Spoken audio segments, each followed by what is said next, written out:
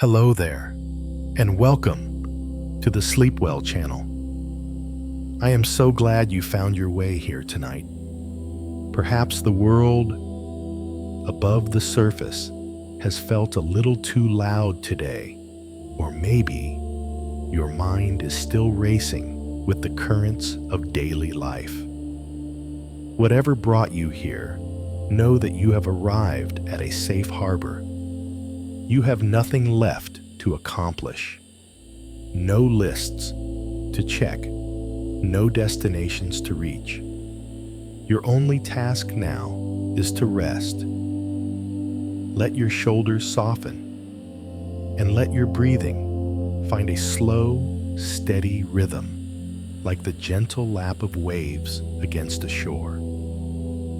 Allow your body to grow heavy, sinking deeper into the comfort of your bed, just as a stone settles quietly into the soft sand of the ocean floor.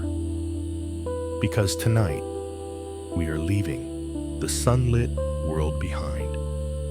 We are going to drift downward, layer by layer, into the deep ocean. It is a place of eternal twilight and midnight velvet, a world that covers most of our planet, yet remains more mysterious to us than the surface of the moon. But do not be afraid of the dark. In the ocean, darkness is not empty. It is a canvas for living light. It is a place of quiet, crushing peace, where time moves slower and life takes on shapes that defy our imagination. We will meet creatures that glow like fallen stars, drifters that have floated for eons, and silent watchers who have made the abyss their home. Some of what you hear may surprise you or simply drift through your mind like a dream as you fall asleep. And just before we begin our descent, if these calm voyages into the unknown help you unwind or give you a quiet sanctuary at the end of your day, consider liking and subscribing to the channel. It helps others find their way to these peaceful waters too, one sleepy soul at a time. Now let's begin. The ocean has no single surface. It is a world of layers. When we stand on the beach, we see only the blue skin of the ocean reflecting the sky. But beneath that moving mirror lies a vertical world of immense depth. Oceanographers divide this water into zones, each with its own light pressure and character. The top layer, where the sun shines and the water is warm, is just a thin veneer. As we sink past 200 meters, the sun begins to fade. The water turns a deep indigo blue, and the temperature drops. This is the mesopelagic zone, often called the twilight zone. Here, sunlight is just a faint memory, a dim glow from above that is not strong enough to support plant life. It is a world of perpetual dusk, suspended between the day above and the night below. In this blue shadow, the creatures of the deep begin to appear, not as monsters, but as marvels of adaptation, crafted by the pressure and the dark. Lanternfish carry their own constellations. Drifting in this twilight are millions of small, silvery fish, known as myctophids or lanternfish. Though they are small, often no longer than your hand, they are among the most abundant vertebrates on Earth.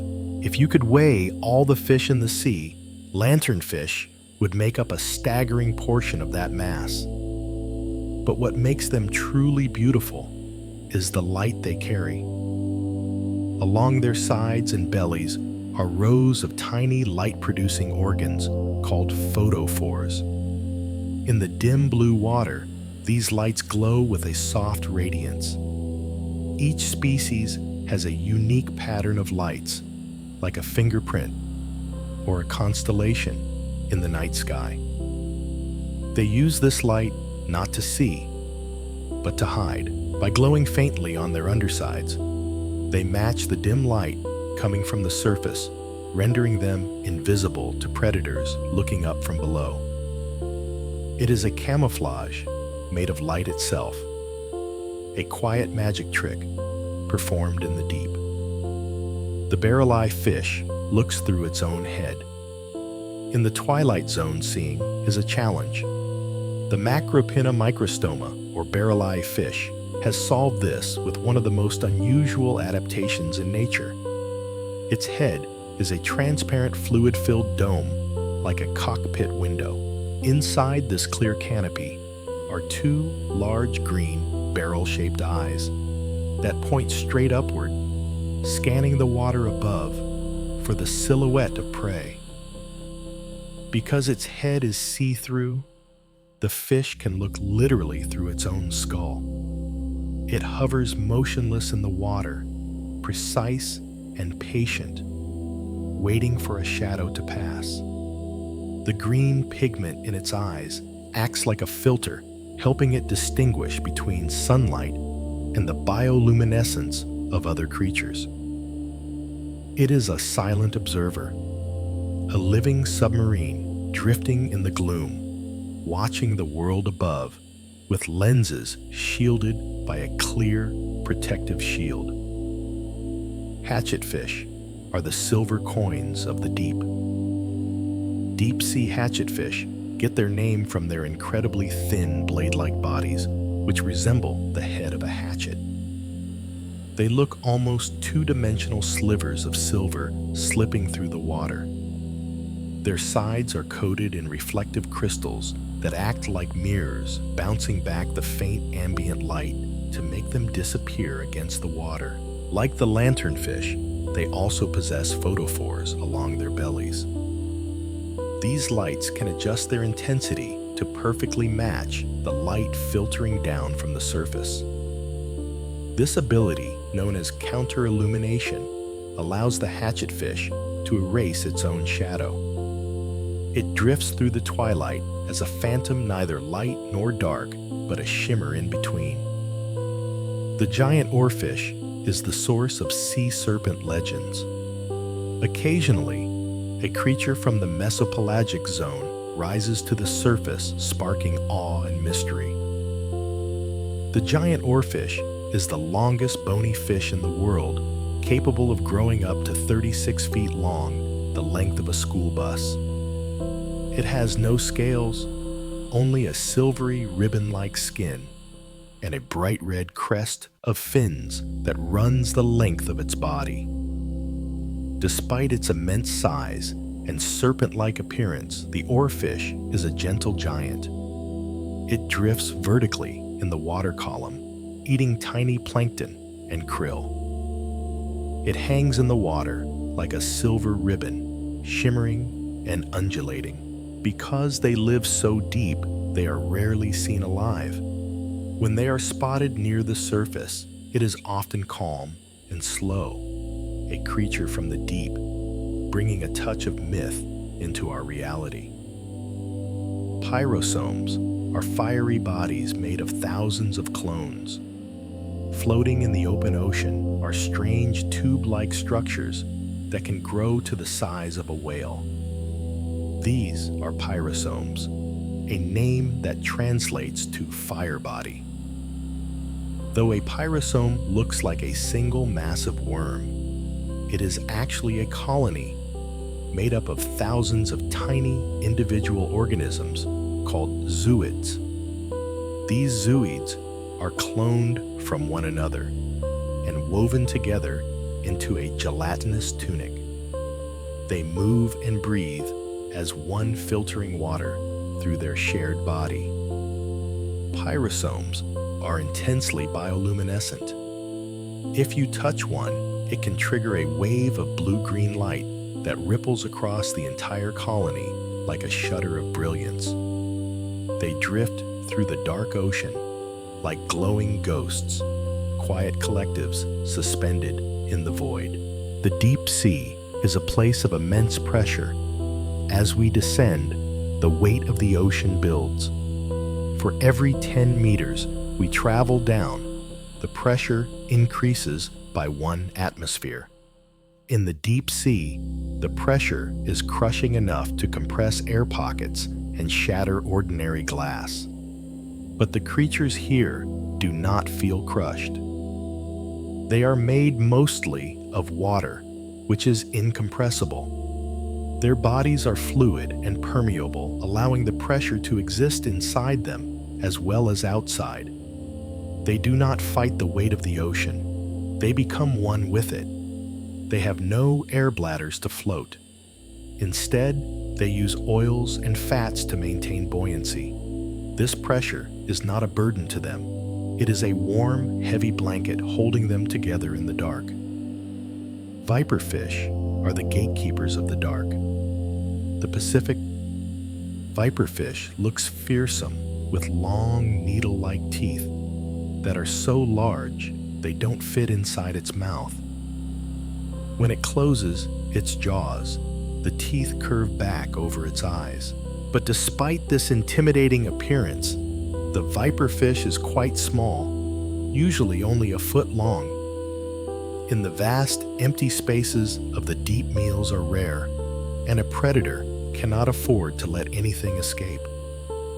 The viperfish's teeth form a cage, trapping prey securely. It also has a long dorsal spine tipped with a light-producing organ, which it dangles in front of its mouth like a lure. It hangs motionless in the water, conserving energy, waiting for a curious fish to investigate the light. It is a lesson in patience, a creature perfectly designed for a world of scarcity. Some creatures are entirely transparent. In a world without places to hide, the best camouflage is to become invisible. Many animals in the midwater, including certain squid shrimp and jellies, have evolved bodies that are completely transparent. Their tissues are clear as glass, allowing light to pass right through them. Some even have anti-reflective coatings on their eyes or stomachs to prevent any glint of light from giving them away. The glass octopus, for instance, is nearly impossible to see, save for its digestive tract and optic nerves. These creatures drift like spirits, visible only by the disruption of the water or the food inside their bellies. They are the ghosts of the ocean, silent and unseen. The ocean snow feeds the deep. The deep ocean is far from the sun, so photosynthesis cannot happen here. Instead, the ecosystem relies on a constant gentle rain known as marine snow. This snow is composed of organic material falling from the surface, dead plankton fecal matter, and dust clumping together into white fluffy flakes. As it sinks, it feeds the creatures of the twilight zone and eventually reaches the bottom. It is a slow, silent transfer of energy, a snowfall that never melts. For the animals of the deep, this drift is their manna, a soft, unending gift from the sunlit world above. It connects the surface to the abyss in a continuous cycle of renewal. Comb jellies refract light into rainbows. Ctenophores, or comb jellies, are not true jellyfish. They move using rows of tiny hair-like cilia that beat rhythmically. As these cilia move, they scatter light, creating shimmering rainbow-colored waves that ripple down the sides of their bodies. This is not bioluminescence, but diffraction, like light passing through a prism. Some comb jellies are incredibly fragile, breaking apart at the slightest touch. They drift through the dark water like pulsating jewels, silent and beautiful. They have no brain, no heart, and no bones yet. They are effective predators, capturing prey with sticky cells. In the beam of a submersible's light, they look like alien spacecraft glowing with neon colors in the eternal night. The vampire squid is a gentle scavenger. Despite its terrifying name and deep red color, the vampire squid from hell, Vampirotu, this infernalis is actually a passive, gentle creature. It lives in the oxygen minimum zone, a layer of the ocean, where oxygen levels are so low that few other animals can survive. It does not hunt. Instead, it feeds on marine snow. It extends two long, thread-like filaments to catch drifting particles of food, then cleans them off with its arms. When threatened, it doesn't attack.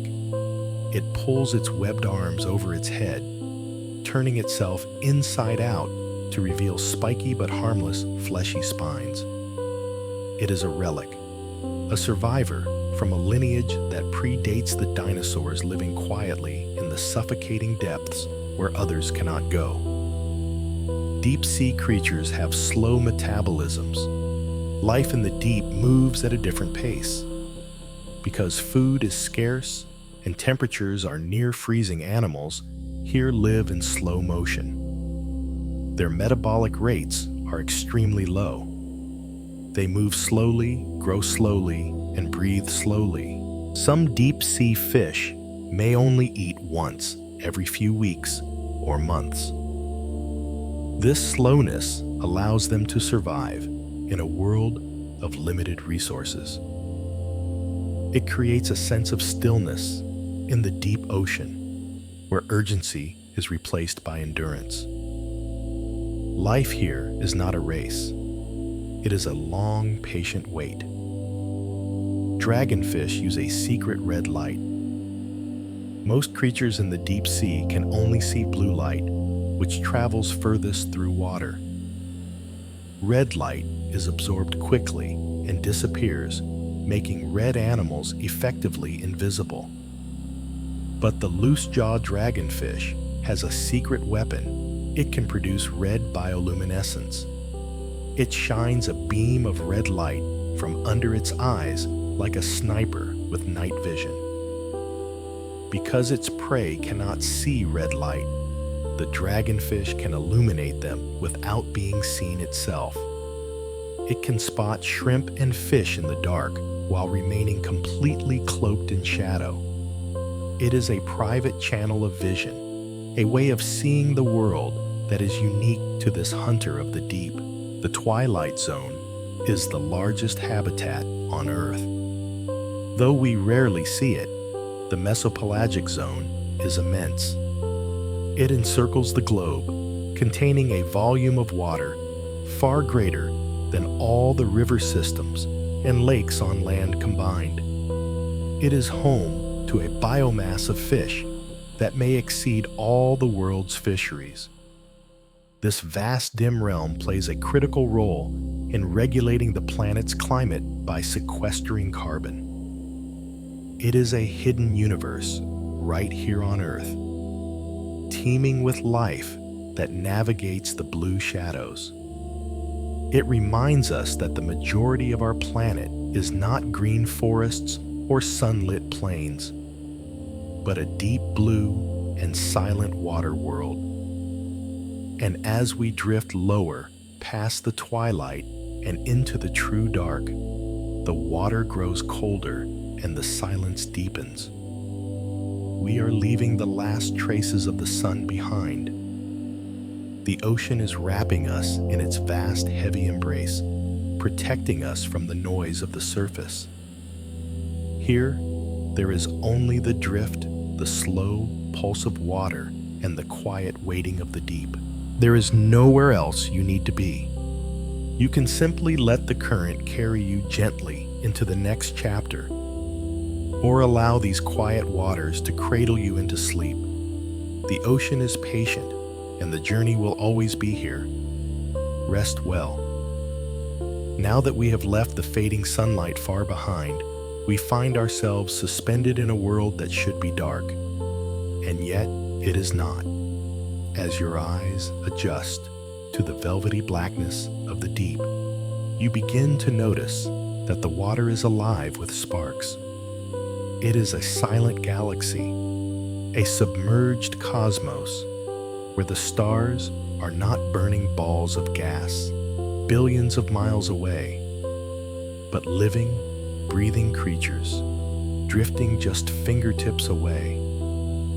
We have entered the realm of bioluminescence, the kingdom of cold fire. Here, in the eternal night of the ocean, light is not something that is given by a sun. It is something that is made.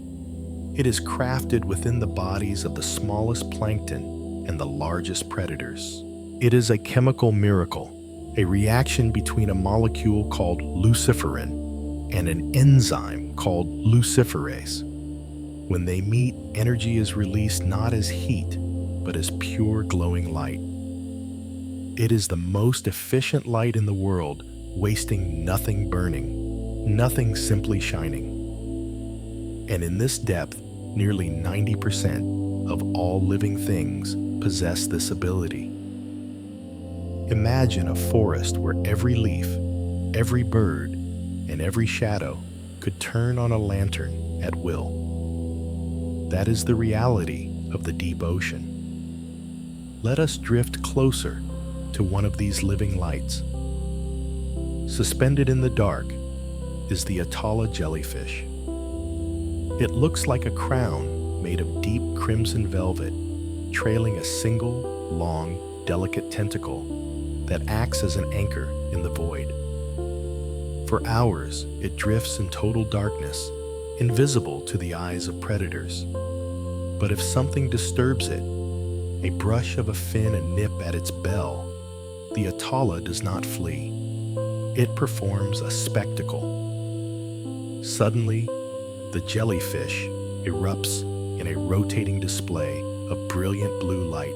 Pulses of neon luminescence race around the rim of its body, like the lights of a carousel spinning in the night. This is not a light to see by, it is a scream. Scientists call this the burglar alarm display. By lighting up the dark so violently, the Atala hopes to expose its attacker to even larger predators lurking nearby. It is a gamble, a daring call into the void that says, "Look here, something is attacking me." The hope is that a giant squid or a large fish will see the light swoop in to eat the attacker and leave the jellyfish to drift away into the shadows once more. It is a defense mechanism born of pure brilliance, a silent shout for help written in blue fire. Drifting nearby, we encounter a creature that uses light not for defense, but for a secret kind of sight. The black dragonfish is a long, slender hunter, slippery and dark as oil. It moves through the water with a serpentine grace, its large teeth glistening. Most creatures in the deep sea have eyes that are tuned to see blue light. Blue travels the furthest through water, so almost all bioluminescence is blue or green. Red light, on the other hand, is absorbed almost instantly by the water. To a deep-sea creature, a red object simply looks black. It is invisible. But the black dragonfish has evolved a secret weapon. Beneath its eyes are special organs that emit a beam of red light. It acts like a sniper, using night vision goggles.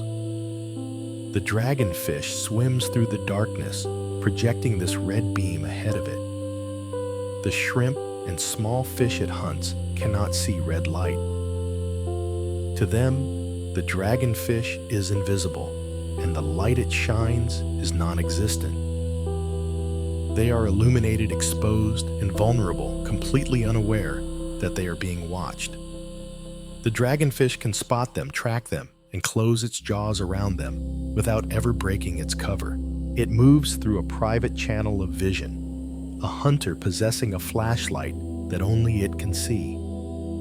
As we float deeper, we see tiny flashes everywhere, like dust motes catching a sunbeam, though there is no sun. These are the copepods and ostracods, tiny crustaceans no bigger than a grain of rice.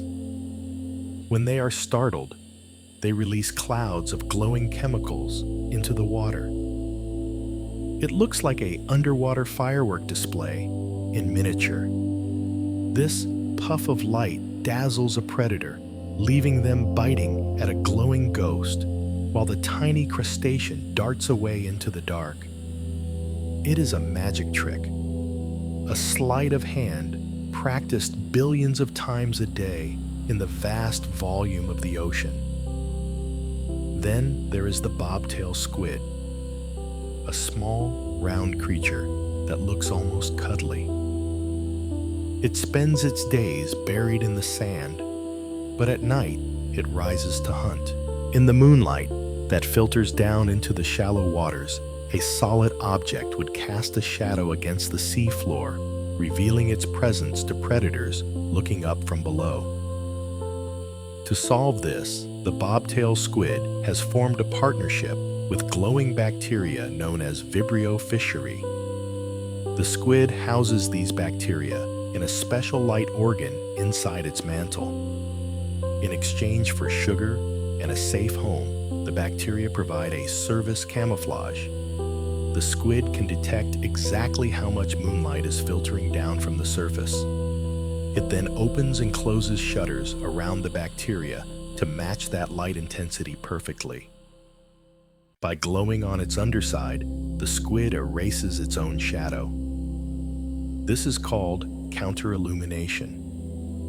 It is a cloak of invisibility, woven from light itself. When the moon goes behind a cloud, the squid dims its lights. When the moon shines bright, the squid glows brighter. It remains a phantom, perfectly blending with the starlight above, drifting unseen by the eyes looking up from the deep. Consider the anglerfish, the icon of the abyss. We often think of it as a monster, but take a moment to see it as it is a lonely, patient survivor. It floats in the vast, crushing emptiness, a dark, jagged shape that barely moves to conserve energy. Growing from its forehead is a thin, flexible spine, the elysium, which hangs over its mouth like a fishing rod. At the tip of this rod is the esca, a bulb of flesh. The anglerfish cannot produce light on its own. Instead, it has cultivated a colony of glowing bacteria inside the esca. These bacteria live nowhere else on Earth. They are found only inside the lure of the anglerfish. The fish opens a pore to let oxygen in, causing the bacteria to glow. It dangles this beautiful, pale blue light in the absolute darkness. To a small fish or a shrimp, this light is irresistible. It looks like food, or perhaps a mate, or simply a point of interest in a world of nothingness. They swim closer, drawn in by the quiet radiance. The anglerfish waits. It does not chase. It does not hunt with speed. It hunts with curiosity. When the prey is close enough, the anglerfish snaps its massive jaws shut, engulfing the water and the meal in a single rush. Then the darkness returns. The light bobs gently again, a lonely beacon waiting for the next traveler. There are lights here that ripple like waves. The comb jelly, or chitenophore, drifts past us. It is not a true jellyfish, but a delicate, oval-shaped creature made of transparent jelly. It moves by beating rows of tiny, hair-like cilia. These cilia do not produce light themselves, but as they beat, they diffract the faint bioluminescence of other creatures, and the scant ambient light splitting it into rainbows. Ribbons of neon pink, green, and yellow travel down the sides of its body like pulsating veins of electricity. It looks like a spaceship from a dream, silent and rhythmic. Some comb jellies, however, do produce their own light. If disturbed, they release a blue luminescent ink into the water, creating a swirling cloud of light to confuse attackers. It is a creature of pure beauty, fragile as a soap bubble drifting through a world of immense pressure. The diversity of light in the deep is staggering. Some tube worms produce a glowing slime. Some sea cucumbers have skin that lights up when touched, outlining their bodies in the dark. The green bomber worm, found deep off the coast of California, releases tiny balloon-like sacs. These sacs are filled with fluid that bursts into a brilliant green glow when released. The worms drop these bombs to distract predators swimming away while the attacker chases the glowing decoys. It is a strategy of distraction, sacrificing a part of itself to save the whole. Even the hunters have hunters. The stoplight loosejaw is another fish related to the dragonfish. It has a jaw that is unhinged, allowing it to shoot forward to grab prey. But its name comes from its eyes. It has photophores under its eyes that produce red light and others that produce green light. It is like a traffic signal in the deep. It uses the red light to hunt invisible prey and the green light to signal to its own kind. It carries its own communication system, a private language of colors flashing in the dark. Imagine the view from the perspective of a deep-sea shrimp. You are floating in a void that has no floor and no ceiling. There is no wind, only the slow, heavy current. Above you, faint silhouettes block the dim stars. Below you, sparks of blue and green ignite and fade. A streak of light dashes by, a squid communicating with its mate. A slow, pulsing glow rises from the deep, a jellyfish drifting on the tide. You are surrounded by a city of lights, but it is a city built of biology, not electricity. The flashlight fish lives up to its name. Under each eye, it has a large bean-shaped organ filled with bioluminescent bacteria. The light is incredibly bright enough to illuminate a small area of a dark room. But the flashlight fish does not want to be seen all the time. It has a flap of skin, like an eyelid, that it can raise to cover the light. By opening and closing this flap, the fish can blink. Schools of flashlight fish swim together in the dark, blinking in unison. They use this blinking to communicate to keep the school together and to confuse predators. A predator sees a group of light strikes, and suddenly the lights vanish only to reappear 10 feet away. The school moves like a constellation, rearranging itself, a synchronized dance of sparks. We must also consider the cookie-cutter shark. It is a small shark, rarely growing longer than 20 inches. Its underside is covered in light-producing photophores that glow a bright ghostly green. But there is a dark patch around its neck that does not glow. From below, the glowing shark blends in with the light from the surface, but the dark collar looks like the silhouette of a small fish. Large predators like tuna or swordfish see this small fish and swim up to eat it. But it is a trap. When the predator gets close, the cookie-cutter shark turns and attacks using its circular cookie-cutter teeth to gouge a plug of flesh from the larger animal. It uses its own body as a lure, playing a dangerous game of deception with animals 10 times its size. The vampire squid, which we met briefly in our descent, also uses light in a unique way. It is covered in tiny light organs called photophores. It can turn these lights on and off at will, creating patterns that confuse predators. It can make itself look larger or smaller or create a disorienting display of flashing lights. But its most impressive trick involves the tips of its arms. If threatened, it can glow the tips of its arms and wave them around. If the predator strikes, the squid can eject a cloud of glowing mucus. This mucus contains thousands of tiny orbs of blue light that can shine for up to 10 minutes. The predator is left baffled by the glowing cloud, while the vampire squid slips away into the ink-black water. Why has nature poured so much energy into making light in a place where no sun shines? It is because light is information. In the deep, a flash can mean, "I am here," or "I am dangerous," or "I am food." It is the primary way creatures talk to one another across the vast distances. It is a lonely signal in an infinite room.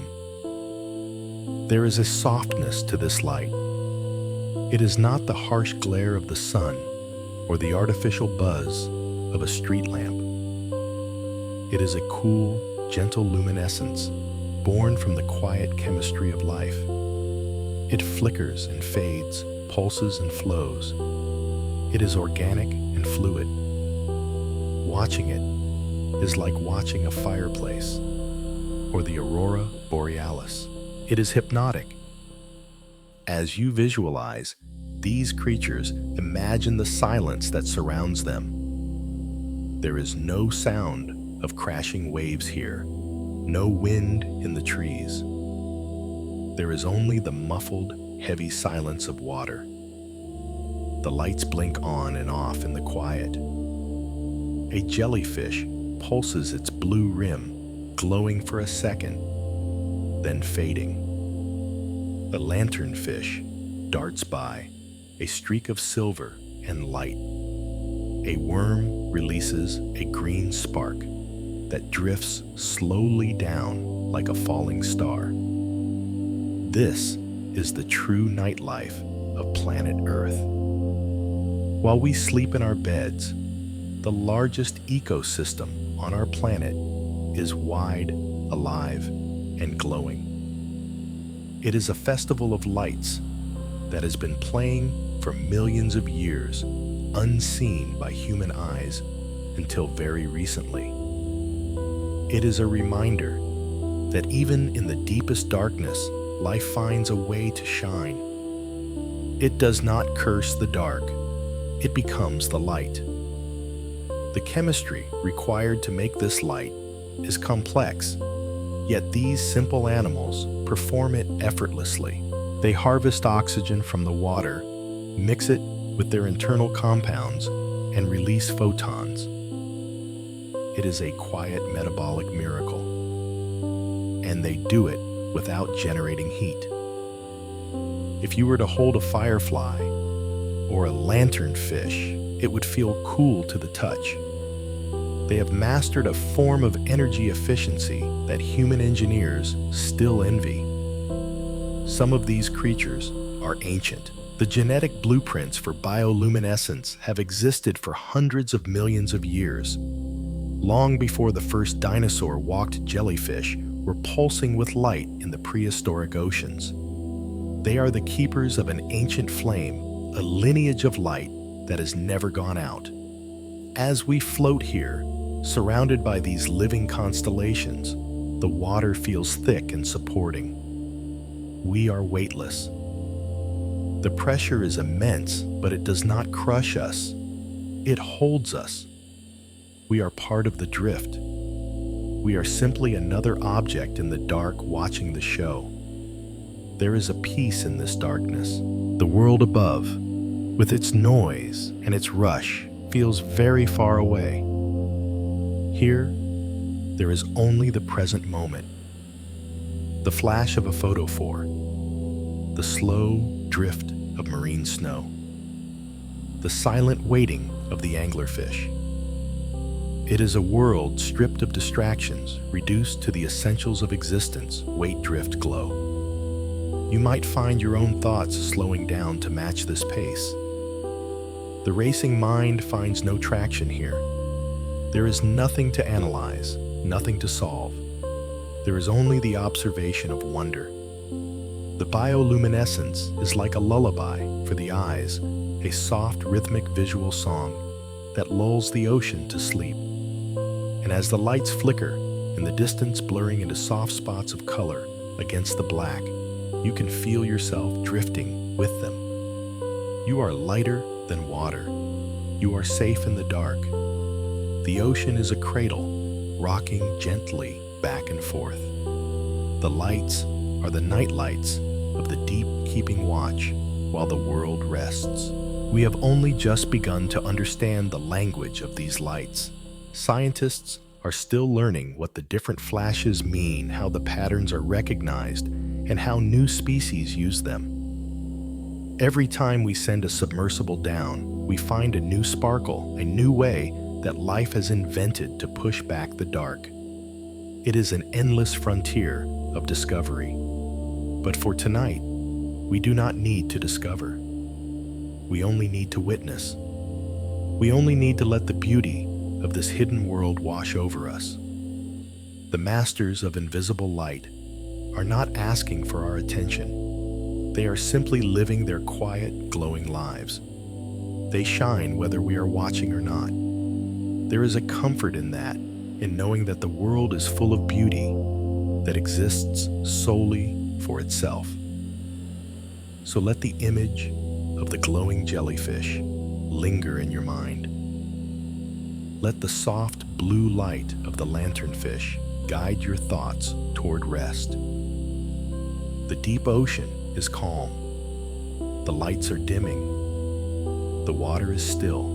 You can drift here as long as you like, suspended in the star-filled sea. When you are ready, the current will gently carry us to the next layer, to the next discovery. But there is no rush.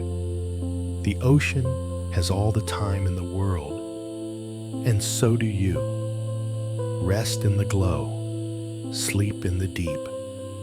The journey continues whenever you are ready.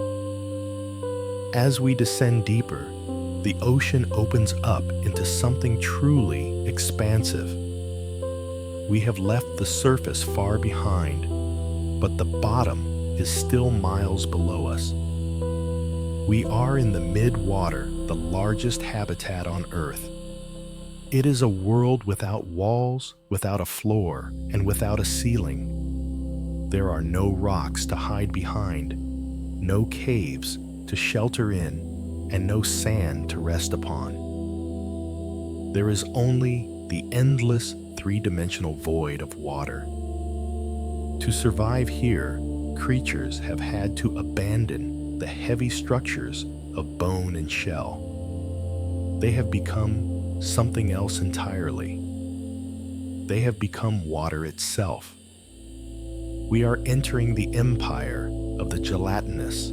Here, the rulers are not sharks or whales, but delicate, drifting beings made almost entirely of liquid.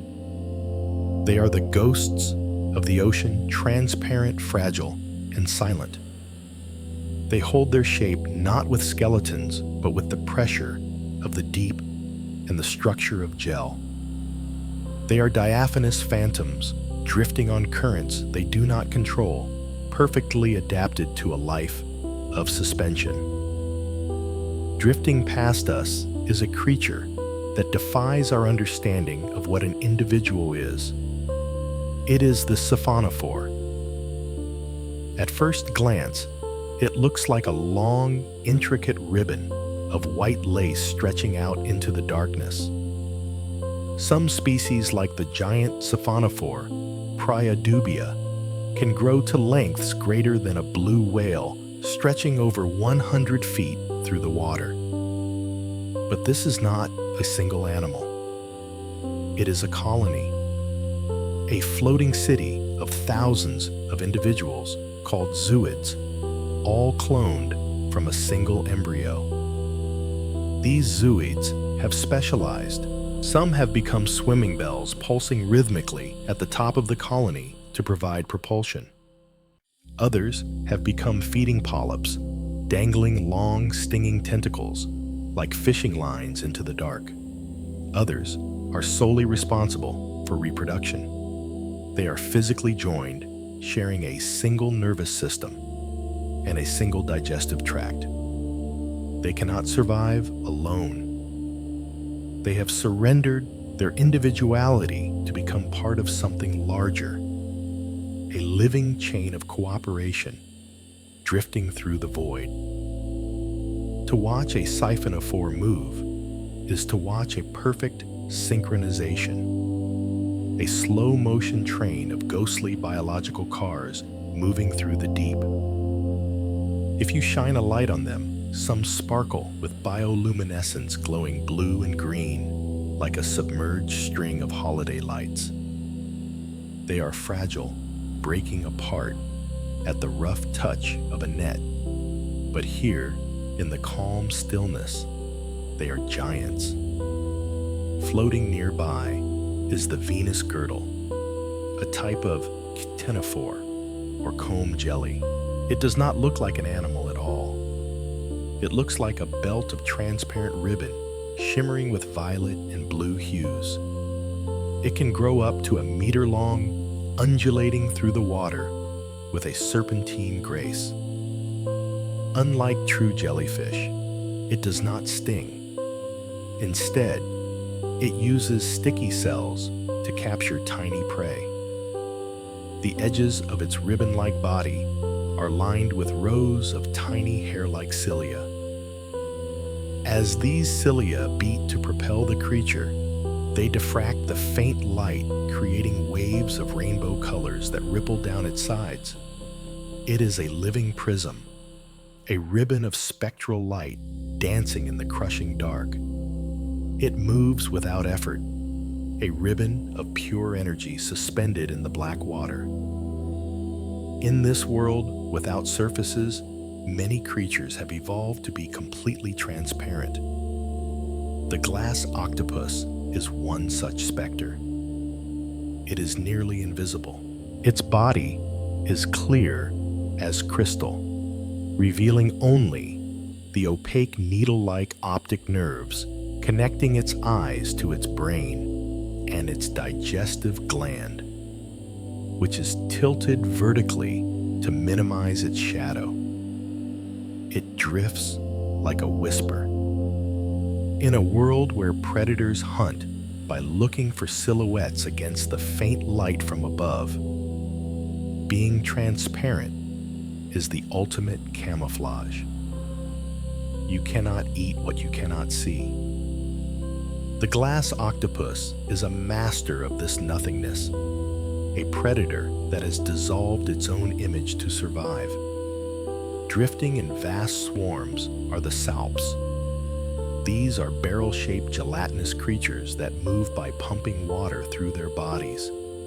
They often link together in long spiraling chains that can stretch for dozens of feet. These chains move in unison, coiling and uncoiling like a giant transparent snake.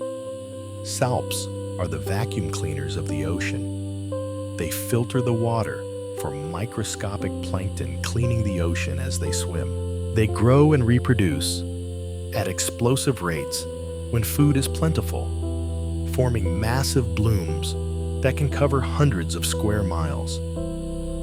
They are simple, rhythmic, and relentless, pumping the ocean through themselves, turning the water into life. Then there is the giant larvacean, a creature that builds its own house out of mucus. The animal itself is small, looking like a tadpole, but it secretes a massive complex structure of mucus around itself, sometimes several feet wide. This snot palace is an intricate filter. The larvation beats its tail to pump water through the structure, trapping tiny particles of food in the mucus mesh. It sits safely inside this bubble, filtering the ocean. When the filter gets clogged with debris, the larvacean simply abandons the house, letting it sink to the seafloor and builds a new one. These discarded houses are a major source of food for the deep ocean floor, falling like heavy, nutrient-rich snow. It is a disposable home, a marvel of biological engineering, created from nothing but water and protein. Consider the deep-sea jellyfish, Paraphila paraphila. It is known as the helmet jelly. It does not have the diaphanous look of its cousins. Instead, it is a deep dark red, the color of dried blood. In the depths where it lives, red light does not exist, so this color renders it pitch black. It has a high domed bell and 12 stiff tentacles held upward. It is bioluminescent, and like the Atala, it uses light as an alarm. But it is its migration that is most fascinating. It follows the darkness. In the fjords of Norway, it rises to the surface only on the darkest winter nights, vanishing back into the abyss as soon as the sun hints at returning. It is a creature of the eternal night, fleeing from the dawn, forever chasing the shadow. This mid-water realm is also home to the phronima, a tiny crustacean that served as the inspiration for the monster in the movie Alien. It has a large head, huge eyes, and terrifying claws. But its lifestyle is even stranger. It attacks salps, eats the animal inside, and then hollows out the tough, gelatinous barrel of the salp's body. The female phronima then climbs inside this hollowed-out barrel, using it as a mobile home and a nursery for her eggs. She pushes her stolen pram through the water, protected by the gel of her victim. It is a gruesome, practical adaptation, a way to find shelter in a world without caves or shells. As we drift among these gelatinous beings, the water feels thick with life. It is not empty space. It is a soup of biology. Every drop contains traces of life. The marine snow falls around us constantly. White flakes of organic detritus drifting down from the surface. It looks like a winter storm in slow motion. This snow is the fuel of the deep. It feeds the jellies, the salps, and the siphonophores. It is the energy of the sun, processed by surface plankton and sent down as a gift to the dark. The quiet here is profound. These creatures have no vocal cords. They do not click or whistle like dolphins. They pulse, they undulate, they drift. The rhythm of the midwater is the rhythm of a slow heartbeat. It is a place of low energy where conserving strength is the key to survival. Why swim fast when there is nowhere to go? Why build heavy bones when the water will support you? Why fight the current when you can ride it? The phantasmal poison frog of the sea is the deep-sea nudibranch. Some of these sea slugs have abandoned the ocean floor to swim in the open water. They undulate their bodies like ribbons, flashing bright colors of orange and purple. In the deep, these colors appear gray or black, but under the lights of a submersible, they are dazzling. Some possess hoods they can throw over prey like a net. They are soft-bodied hunters, slow and deliberate, grazing on the hydroids and jellies that drift by. Even the predators here are jelly-like. The Narcomedaceae jellyfish hold their tentacles, not trailing below them, but held out in front, stiff and ready. They hunt like ambush predators, waiting for prey to bump into their outstretched arms. They are silent traps drifting minefields of stinging cells. There is a sense of timelessness in this layer of the ocean. The skeletons of ancient microscopic creatures rain down around us, settling into the sediment far below to become limestone and chalk. The water we float in has been circulating for hundreds of years, moving slowly through the global conveyor belt of currents. We are suspended in history. To be a drifter in the mid-water is to be completely vulnerable, yet perfectly adapted. If you are transparent, you cannot be seen. If you are gelatinous, you cannot be crushed. If you are vast, like the siphonophore, you can cast a wide net. If you are small, you can hide in the marine snow. Evolution has solved the problem of the void in 1,000 different ways. Imagine yourself shedding your own weight. Imagine your bones turning to soft, flexible cartilage, your skin becoming clear as water, your breath slowing to match the deep, slow pulse of the ocean.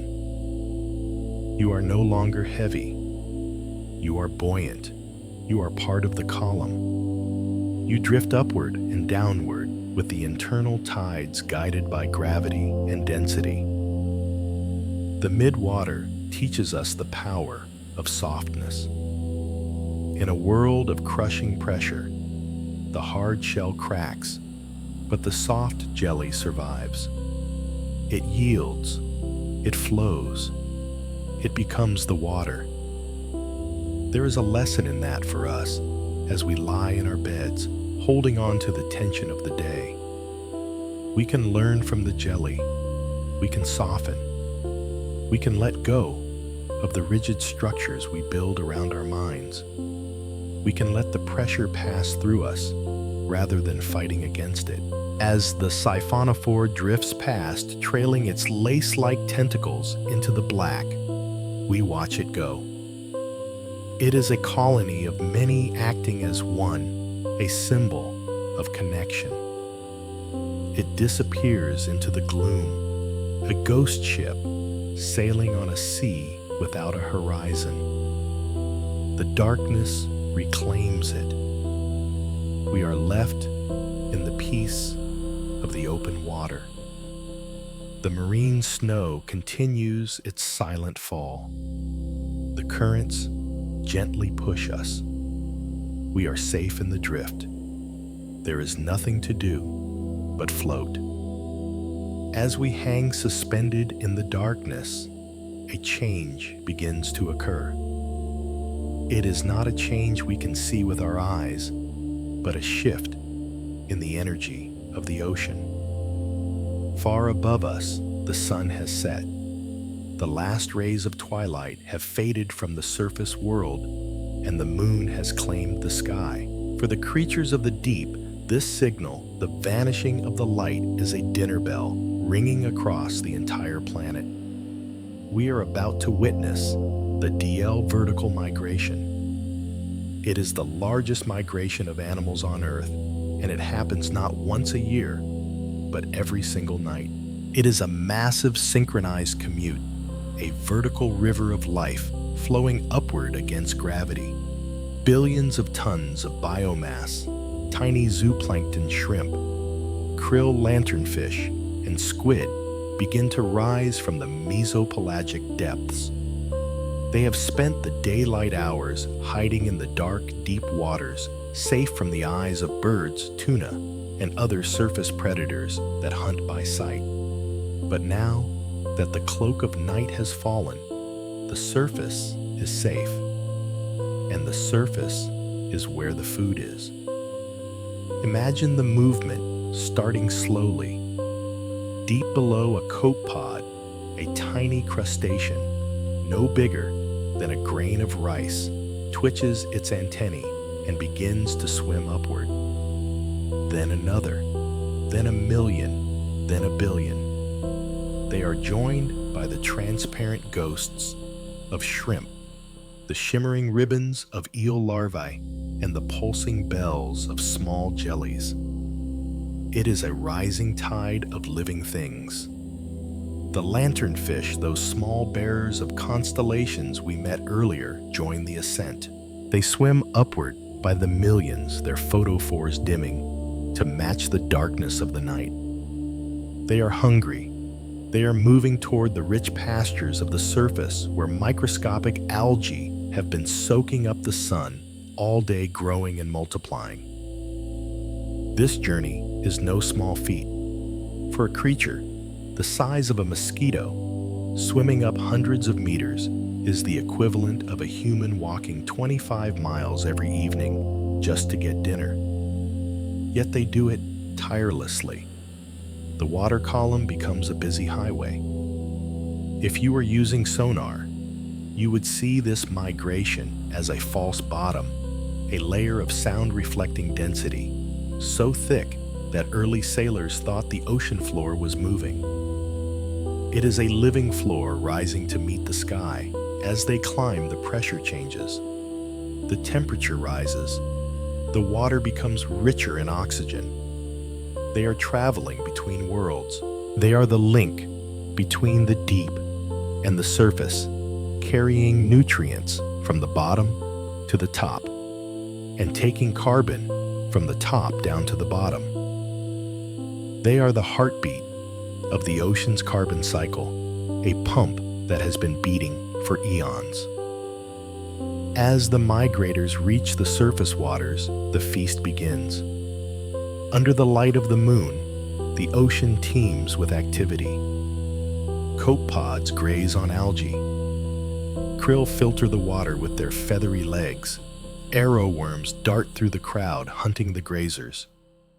It is a frenzy of feeding a nightly banquet held in the top 100 meters of the sea. But they are not alone. The predators of the deep follow them. The vampire squid drifts upward, trailing its sensory filaments. The hatchetfish angles its silver body to watch for silhouettes. The dragonfish shines its red beam into the cloud of shrimp. The migration brings the deep sea to the surface.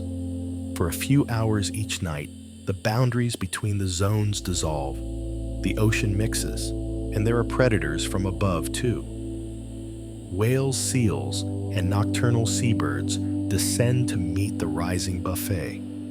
It is a collision of ecosystems, but it happens in the dark, veiled by the night. Then, as the earth turns, a subtle shift occurs. The eastern sky begins to gray. The stars fade. The first hint of the sun threatens the horizon. For the vertical migrators, the light is a warning. The sun reveals. The sun exposes. As if on a silent command, the great descent begins. The krill stop feeding. The lanternfish turn their heads downward. The copepods cease their hovering. The entire mass of life begins to sink. They flee the coming day. They dive back into the cold, back into the crushing pressure, back into the safety of the midnight blue. They sink rapidly, leaving the surface waters empty and clear for the sun. By the time the first rays hit the waves, the migrators are gone. They are hundreds of meters down, settling into the gloom to digest their meal and rest. They will hang there suspended in the twilight, drifting and waiting until the sun sets again. This cycle is the breath of the planet. Inhale, exhale, up, down. It is a rhythm that is older than the continents. It happens in every ocean from the poles to the tropics. It is a quiet, massive secret kept by the night. Think of the energy involved in this movement. the collective effort of trillions of tiny fins and legs beating against the water. It creates turbulence, mixing the ocean layers, distributing heat and nutrients. Some scientists believe this migration mixes the ocean as much as the wind and the waves do. The swimming of tiny shrimp helps churn the seas of the world. There is a peace in visualizing this, a sense of order. No matter what happens in our human world, the migration continues. The sun sets and the ocean rises. The sun rises and the ocean sinks. It is a clock that never needs winding. It is dependable. It is sure. As you lie here, you can imagine yourself part of this gentle, vertical tide. You are rising and falling with the breath of the ocean. There is no rush in the migration, only a steady, purposeful movement. It is a communal journey. You are surrounded by life, moving together in the dark. The water supports you. The current guides you. You are safe in the crowd of silent swimmers. You are drifting down, now returning to the deep, returning to the rest. The feeding is done. The work is finished. The day is coming for the surface, but for you, it is time for the sanctuary of the shadow. Down, down, down. The water cools. The light fades. The blue turns to indigo, and the indigo turns to black. The pressure wraps around you like a heavy quilt. You are back in the twilight zone, suspended, weightless, and calm. In the deep ocean, the rules of size are different. On land, gravity limits how big an animal can grow. Bones can only support so much weight, but in the ocean, the water takes the weight. And in the cold, deep waters, a phenomenon known as abyssal gigantism, or deep sea gigantism, takes hold.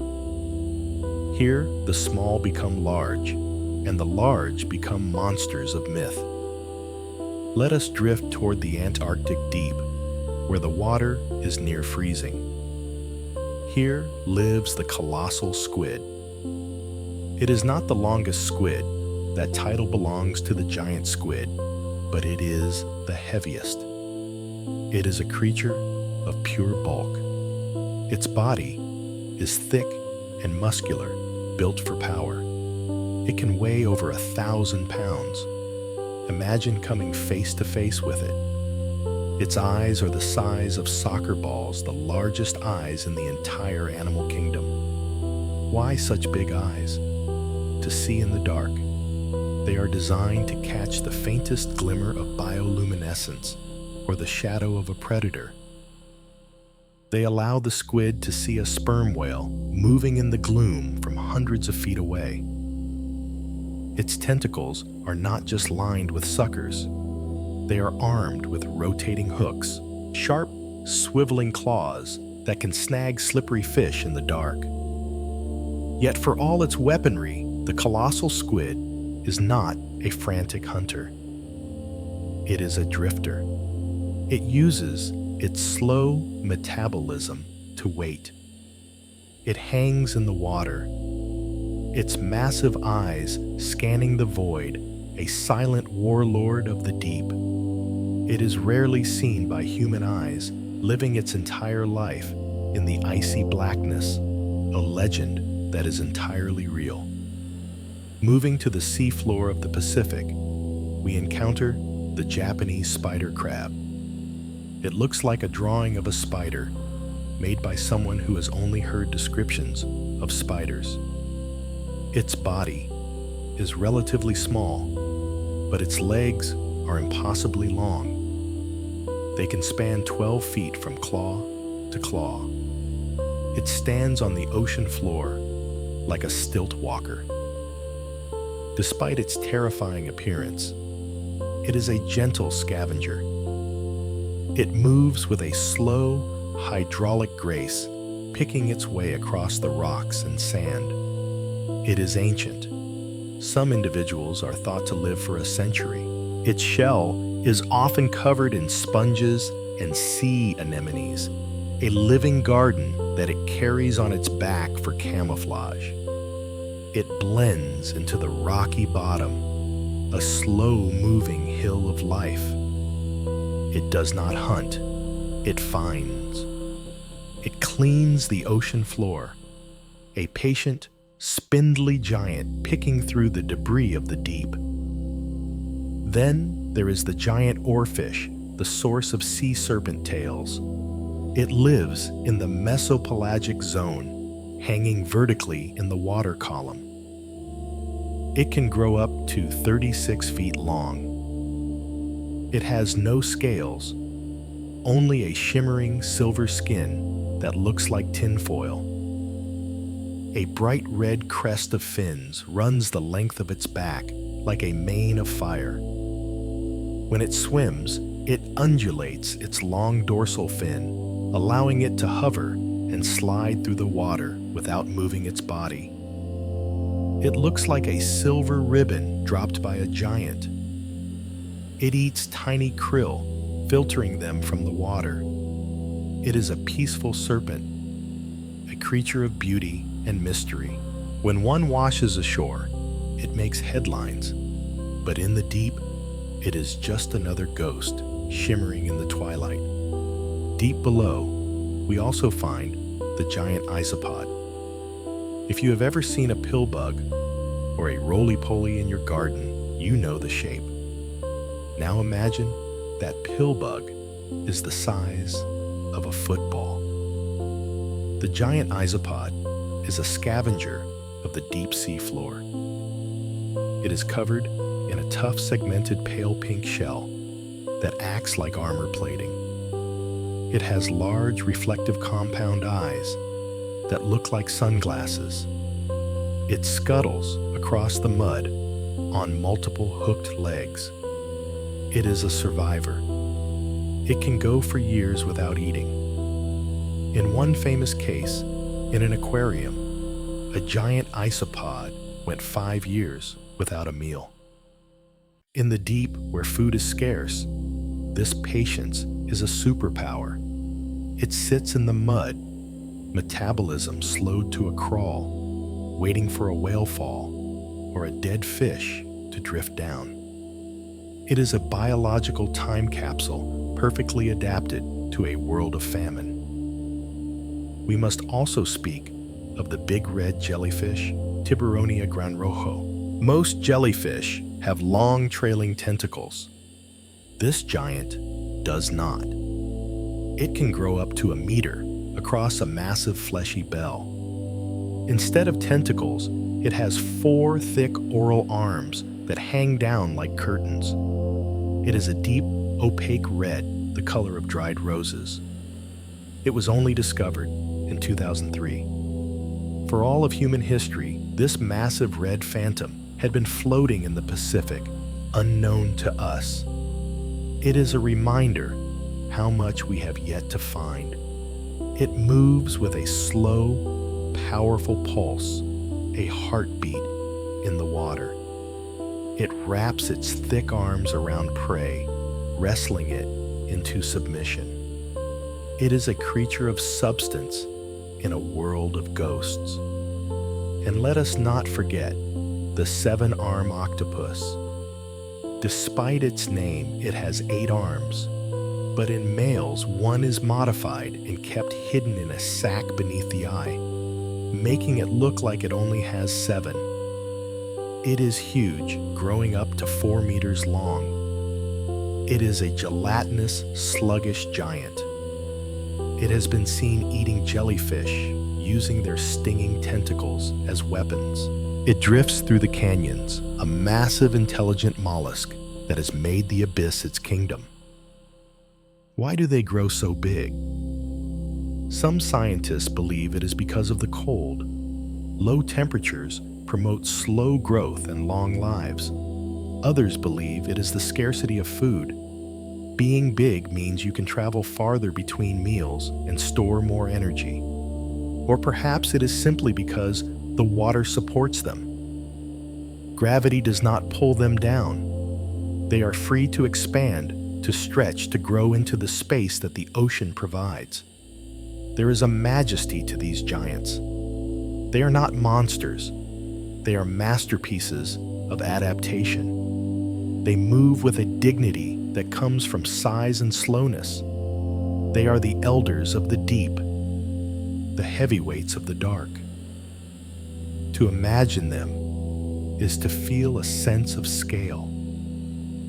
You are small, but the ocean is big. There are things in the water that are larger than you, older than you, and stranger than you can dream. But they are not there to hurt you. They are simply living their lives in the quiet dark. Picture the spider crab stepping slowly over a rock. Picture the oarfish hanging like a silver sword in the blue. Picture the colossal squid drifting with its great eye open. They are calm. They are steady. They are part of the deep peace of the ocean.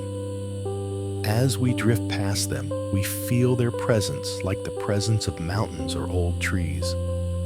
They anchor the ecosystem. They are the slow, heavy heart of the deep. We leave the giants behind, now drifting further down into the silt and the shadow.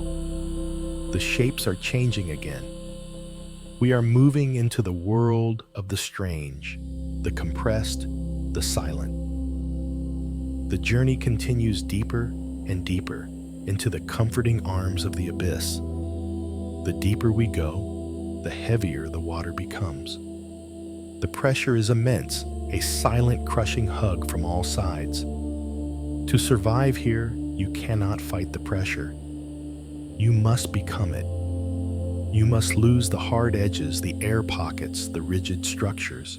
You must become soft. You must become fluid. And so, the shapes of the deep sea creatures change. They become the shapes of silence, strange, lumpen, efficient forms that prioritize survival over beauty. Consider the blobfish. On the internet, it is famous for its sad, drooping face, looking like a melted caricature of a grumpy old man. But that is only what it looks like when it is dragged up to the surface where the pressure is low and its body collapses. Down here in its home, the blobfish looks capable. It lives at depths of up to 4,000 feet. It has no swim bladder, the gas-filled sac that most fish use to float, because the pressure would burst it. Instead, the blobfish's flesh is a gelatinous mass with a density slightly less than water. This allows it to float effortlessly just above the seafloor without swimming. It does not expend energy. It does not chase. It simply hovers, bobbing in the current, waiting for an edible chunk of matter to drift in front of its mouth. It is the ultimate energy conserver. It has surrendered its form to the physics of the deep. It is a lesson in letting go, in allowing the environment to support you completely. Then there is the coffin fish. It is a type of sea toad that lives on the bottom. It has a flabby, globular body covered in tiny spines. It rests on the sea floor, using its tiny leg-like fins. It looks like a knobby rock or a piece of coral. But the coffin fish has a secret skill. It can hold its breath. It has huge gill chambers that it can fill with water. It can hold this water for minutes at a time, extracting every molecule of oxygen before exhaling. When it fills up with water, its body puffs up, making it look larger to predators. It sits in the silence holding its breath, a patient, puffy sentinel of the sand. It is not in a rush. It has nowhere to go. It simply sits and breathes slowly and deeply. We drift past the tripod fish. This is perhaps the most elegant of the silent shapes. It has evolved long, rigid rays extending from its pelvic fins and its tail. These rays act like stilts. The fish lands on the muddy seafloor and stands up on these three legs, facing into the current. By standing on stilts, it keeps its body out of the silt and in the cleaner water flowing above. It holds its pectoral fins out like sensing antennae feeling for the vibration of tiny shrimp drifting by. It stands perfectly still, sometimes for hours. It looks like a piece of alien furniture or a delicate camera tripod left on the ocean floor. It is a statue that eats. It has turned its fins into a chair, so it never has to swim. It is the embodiment of stability in the dark. The gulper eel, or pelican eel, is a shape defined by hunger. It consists almost entirely of a mouth. Its head is massive, with jaws that are loosely hinged and can swing open wide enough to swallow an animal much larger than itself. Behind this cavernous mouth is a tiny shriveled body and a long, whip-like tail.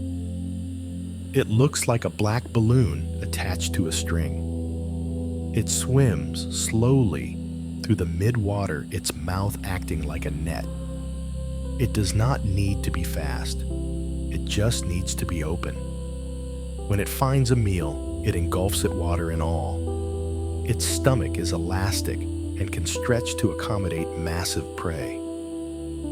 It is a biological bag, a stomach with a tail drifting through the famine of the deep. It is a design born of necessity, a shape that says, I will take whatever comes.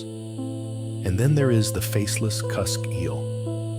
It was rediscovered recently after not being seen for a century. It looks like a smooth, pale lump of flesh. It has no visible eyes. Its mouth is located underneath its head, hidden from view. From the front, it looks like a smooth, blank dome. It noses through the sediment, sniffing for food, a featureless ghost haunting the abyss. It has no need for a face in a world without mirrors. It is purely functional, a sensory probe wrapped in skin. These shapes might seem strange to us, but they are perfect for their world. They are shapes of low resistance. They are shapes of patience. They do not fight the ocean. They work with it. They have shed the vanity of form for the utility of survival. There is a quiet beauty in their ugliness. They are honest creatures. They are exactly what they need to be and nothing more. They remind us that we too can let go of the need to be rigid, to be perfect, to be shaped by the expectations of the surface world. We can be soft. We can drift. We can rest on the bottom and wait for the current to bring us what we need. As we leave the shapes of silence, the water feels even stiller. We are moving into a realm where hunting is an art form of stillness. The predators here do not chase, they wait. They are the traps set in the dark. In the deep ocean, energy is the most precious currency. You cannot afford to chase a meal if there is a chance you might miss.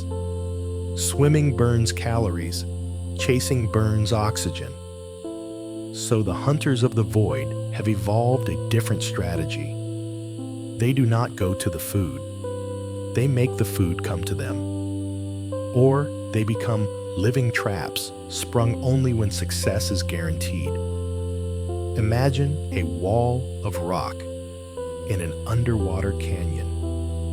Attached to the side is something that looks like a large translucent flower or a gaping mouth. This is the predatory tunicate, sometimes called the trapdoor spider of the deep. Unlike its shallow water cousins, which filter plankton passively, this tunicate is a killer. Its hood-shaped mouth waits open and gaping facing the current. It is motionless. It has no brain to think, "I am hungry." It has only reflexes. Inside the hood are sensitive hairs. When a tiny shrimp or a small fish drifts into the hood and brushes against these hairs, the trap springs. In a fraction of a second, the hood snaps shut. Muscles contract, sealing the prey inside. It is a biological bear trap made of jelly. Once the prey is digested, the hood opens again, resetting the trap. It waits for days, weeks, sometimes months between meals. It is the ultimate patient hunter, a mouth that waits for the world to fall into it. Buried in the sand below is the stargazer fish. Its name sounds poetic, but its face is the stuff of nightmares, if you could see it. But you can't. It buries itself completely in the sediment, leaving only its eyes and its mouth exposed. Its eyes look straight up, watching the water column. Its mouth is a jagged slit, filled with sharp, translucent teeth. Some species of stargazer have a special lure growing from the floor of their mouths. It looks like a small pink worm. The fish wiggles this lure, making it dance in the sand. A passing fish sees the worm and dives down to eat it. In a flash of sand and teeth, the stargazer erupts. It inhales the prey whole, sucking it down into the sand. But the stargazer has another weapon. Behind its eyes are specialized organs that can discharge up to 50 volts of electricity. It can shock its prey into submission or zap a predator that gets too close. It is a landmine, an electric trap hidden in the floor of the ocean. Drifting through the open water is the snipe eel. It is impossibly thin, like a long piece of black string. Its head is dominated by a long curved beak that looks like the bill of a bird. But the jaws curve away from each other, meaning they can never fully close. This seems like a terrible design for biting. But the snipe eel does not bite. Its jaws are covered in thousands of tiny backward-facing teeth, like Velcro. It swims slowly, with its mouth open, sweeping its beak back and forth through the water. Its target is the antennae of shrimp. When the beak brushes against a shrimp's long antenna, the Velcro teeth snag it. The shrimp is tangled. The more it struggles, the more stuck it becomes. The snipe eel then rotates its body to reel the shrimp in. It is a delicate hunter relying on entanglement rather than brute force. Consider the ping pong tree sponge. It looks like a bizarre candelabra or a piece of modern art. A thin stalk rises from the mud, branching out into stems topped with small translucent spheres that look like ping pong balls. It is beautiful and stationary, but it is carnivorous. The spheres are covered in tiny Velcro-like hooks. When a small crustacean brushes against a sphere, it gets stuck. The sponge cells then slowly migrate toward the prey, engulfing it and digesting it over several days. It is a passive killer, a beautiful sculpture that slowly consumes anything that touches it. And then there is the grid-eye fish, or Ipnops. It has no lenses in its eyes. Instead, the top of its head is covered with two flat golden plates that act as photosensors. It cannot see images. It sits on the bottom in total darkness, waiting. It is waiting for a shadow. It is waiting for the bioluminescent flash of a predator or prey. When it senses a change in the light, it strikes. It has traded the ability to see the world for the ability to sense the smallest change in it. These hunters teach us about the power of stillness. They do not run. They do not panic. They position themselves and they wait. They trust that the ocean will provide. In a world of darkness, patience is the deadliest weapon. The silence here is heavy. It is a waiting silence, a silence that is listening. As we drift past these hidden traps, we are safe. We are too big, too slow, too observant. We are just watchers in the void. We move deeper still. The pressure builds. The cold intensifies. We are approaching the zones where eyes change, where the very concept of sight is warped by the environment. Vision in the deep sea is a paradox. There is almost no light yet. Eyes are everywhere. Evolution has taken two distinct paths here. Either eyes become enormous to catch every single photon of light, or they wither away into nothingness. Let us look at the Gigantura, the telescope fish. It is a small silver hunter, but its face is dominated by two tubular eyes that stick out from its head like binoculars. These eyes do not look to the side. They point straight forward and slightly up. They are fitted with massive, spherical lenses designed to gather the faintest traces of light. Why tubular? A tubular eye acts like a telephoto lens. It provides incredible binocular vision and depth perception in the dimmest conditions. The telescope fish scans the twilight above it, looking for the silhouette of prey against the faint gray of the surface. It is a creature built to see ghosts.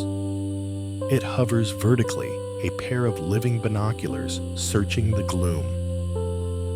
In contrast, the cockeyed squid, Histotuthis, has a face that looks mismatched. Its left eye is gigantic, bulging, and tubular. Its right eye is small and normal. This is not a deformity. It is a brilliant adaptation. The squid swims at an angle. The giant left eye looks upward, scanning for shadows and silhouettes against the surface light. The small right eye looks downward, scanning the darkness below for the flashes of bioluminescence from prey. It has split its brain's visual processing into two distinct tasks: shadow hunting and flash hunting. It is a creature of two worlds, keeping one eye on the light and one eye on the dark. It reminds us that perspective is everything. How you see the world depends on where you are looking. Then there is the spookiest eye of all, the eye of the giant squid. It is the size of a dinner plate, the largest eye in the animal kingdom. It is not built to see small things. It is built to see massive things. Specifically, it is tuned to detect the faint glowing aura of a sperm whale disturbing the bioluminescent plankton as it dives. In the pitch black, a swimming whale triggers sparks of light from the microscopic creatures it hits. To a giant squid, this looks like a large glowing cloud moving through the water. That cloud signals danger.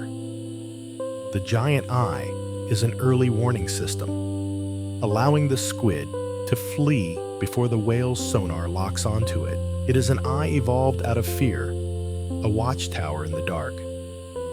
But some have abandoned sight altogether. The Teflonus nassus, or faceless cusk eel, which we met earlier, has eyes that are buried deep beneath its skin. They are useless for forming images. In the abyssal mud, seeing is irrelevant. Touching and smelling are superior. It has evolved to rely on other senses, letting its eyes fade into vestigial remnants. It is a reminder that sometimes to survive, you must let go of the senses that no longer serve you. And then there are the eyes that create their own light. The stoplight loosejaw has eyes that can see red light, a color invisible to most deep-sea life. It produces its own red beam to illuminate prey. It sees a world that others cannot. It is walking through a dark room with night vision goggles, while everyone else is blind. As we drift among these watching eyes, we feel seen yet hidden. The ocean is a place of observation. Everyone is watching. Everyone is listening. But in the dark, vision is soft. It is blurry. It is a world of shapes and hints, not sharp edges. The darkness here is not empty. It is full of intent. It is a velvet curtain behind which life watches and waits. We are now leaving the twilight zone completely. We are crossing the threshold into the bathypelagic, the midnight zone. Here there is no sunlight. Not a single photon from the sun reaches this depth. The only light comes from the creatures themselves. It is the realm of the blackest black. The pressure is crushing, the cold is absolute, and the monsters are beautiful. We have crossed the invisible boundary. We are now in the bathypelagic zone, the midnight zone. We are more than 3,000 feet down. Here, the water is a constant chilly 39 degrees Fahrenheit. The pressure is crushing, weighing down with the force of thousands of pounds per square inch. And the darkness is absolute. There is no sun here. There is no moon. The only light that exists is the light that life creates for itself. In this realm of eternal night, we find the deep-sea anglerfish in its true home. We have seen its lure, but its life history is even more remarkable. In the vast emptiness of the midnight zone, finding a mate is a nearly impossible task. The distances are too great, the darkness too complete. So nature has devised a solution of permanent togetherness. When a tiny male anglerfish is born, he has no digestive system to speak of. He has only a massive nose sensitive to the faintest pheromones. He swims through the dark sniffing for a female.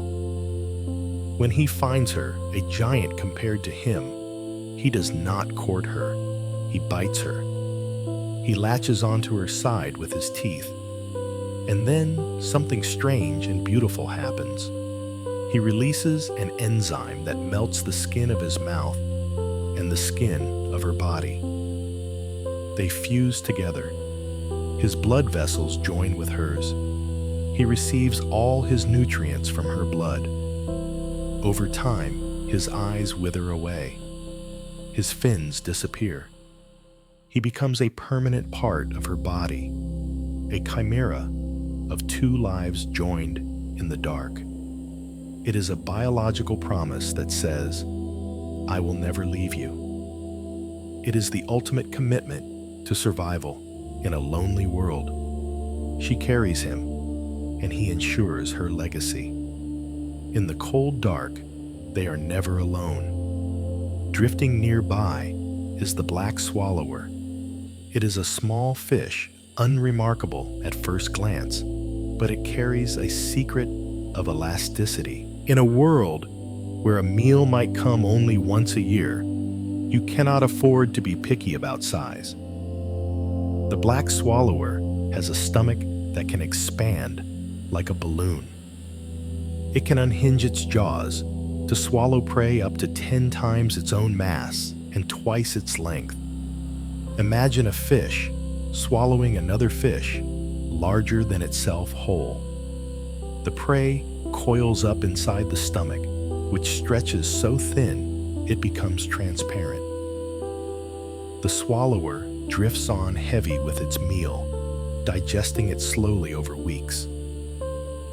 It is a testament to the philosophy of the deep take what you are given and hold on to it tight. Here too lives the fang-toothed fish. It looks like a creature carved from stone with rugged dark scales and a mouth full of needle-like teeth. In fact, relative to its body size, it has the largest teeth of any fish in the ocean. They are so long that the fish has evolved special pockets in the roof of its mouth to sheath them. Otherwise, it would pierce its own brain every time it closed its jaws. Despite this fearsome appearance, the fangtooth is small, barely 6 inches long. It is virtually blind. It hunts by bumping into things in the dark. It is not a monster. It is a wanderer, feeling its way through the void, snapping at shadows in the hope of finding sustenance. It relies on touch and vibration, a tactile hunter in a visual void. We also find the deep-sea lizardfish. It sits on the bottom of the midnight zone waiting. It has a reptilian head and a mouth filled with multiple rows of sharp teeth, even on its tongue. It is an ambush predator. Its eyes glow a ghostly green, reflecting the faint bioluminescence of the deep. It is motionless, slowing its heart rate, slowing its breathing. It captures the essence of the midnight zone: silence, patience, and the sudden strike. The pressure here forces strange adaptations. The bones of these fish are not hard and calcified like those of surface fish. They are soft, flexible, and full of water. If you were to bring them to the surface, they would not hold their shape. They are creatures of the heavy water, built to be held together by the weight of the world. As we drift through this zone, the silence is profound. There is no turbulence here. The storms that rage on the surface, the hurricanes, the typhoons, are unfelt. The water is still. It is a place of perfect stability. While the world above changes seasons and weathers, the midnight zone remains the same. It is a time capsule of cold stability, preserving a way of life that has existed for eons. We sink further, finally reaching the abyssal plain. We are now walking on the floor of the world. This is the vast flat sediment that covers more of the Earth's surface than all the continents combined. It is a landscape of soft gray mud, composed of the dust of millions of years of marine snow. This is not a barren desert. It is a garden, and the gardeners are the echinoderms. The most abundant creatures here are the sea cucumbers. In the shallow seas, they are simple lumps. But down here, they have evolved into spectacular forms. They dominate the sea floor, making up nearly 90% of the biomass in some areas. They move in slow herds, vacuuming up the sediment. They process the mud, digesting the organic debris, and leaving behind clean sand. They are the earthworms of the ocean, tilling the floor of the world in an endless, silent procession. One of the most famous is the sea pig. It does not look like a sea cucumber at all. It is pink, plump, and translucent, with water-filled legs that allow it to trot across the mud. It has long antennae that smell the water for the scent of fallen food. They often gather in groups of hundreds, all facing into the current like a herd of tiny, silent cattle grazing on the microscopic manna that falls from above. They are fragile, composed almost entirely of water, yet they thrive under pressure that would crush a submarine. There are also the sea lilies, or crinoids. They look like palm trees made of feathers. They stand on stalks rooted in the mud, waving their feathery arms in the slow current to catch drifting particles. They are ancient animals, relatives of starfish. When threatened, they can detach from their stalks and crawl away or swim gracefully through the water. They turn the ocean floor into a forest of living ferns, swaying in a breeze that is actually a deep ocean current. But the most remarkable gardeners of the abyss appear when a giant falls. When a whale dies, its carcass sinks. It drifts down for miles, finally crashing onto the abyssal plain. This is a whale fall. In the nutrient-poor desert of the deep, a whale carcass is an oasis. It provides as much food as falls in 2,000 years of marine snow. First come the sharks and the hagfish stripping the flesh, but then the bone-eating snot-flower worms, the osidax, arrive. They are beautiful looking, like reddish-pink plumes waving in the water. They have no mouth and no stomach. Instead, they secrete acid from their roots to bore into the whale's hard bones. Inside their bodies, they host symbiotic bacteria that digest the fats and oils trapped within the bone. They are the final recyclers. They ensure that nothing is wasted. They turn the massive energy of a whale back into the ecosystem, blooming like flowers on the white skeleton. They are a reminder that in the ocean, death is always the beginning of new life. A single whale fall can support a community of organisms for 50 years. It is a pop-up city in the dark, fueled by the recycling of a giant. We also see the Dumbo octopus here. It hovers just above the sea floor. It has two ear-like fins on its head that flap slowly, making it look like the cartoon elephant. It is the deepest living octopus known. It does not jet around like its shallow water cousins. It drifts, flapping its fins with a gentle, hypnotic rhythm. It pounces on worms and crustaceans in the mud, swallowing them whole. It is a creature of softness, a ghost haunting the gray plains. The abyssal plain is a place of slow time. The sediment accumulates at a rate of a few millimeters every millennium. A footprint left here would last for 10,000 years. The animals move slowly, grow slowly, and live long lives. To be here is to step out of the rush of time. It is a place of deep geological patience. In the vast cold, there are pockets of intense heat. We are approaching a hydrothermal vent. We see it before we feel it, tall chimneys of rock spewing black smoke into the water. This is not smoke. It is superheated water, rich in minerals, reaching temperatures of over 700 degrees Fahrenheit. In this toxic, boiling darkness, life should not exist, and yet it thrives. These vents are oases of life, bustling cities in the wasteland.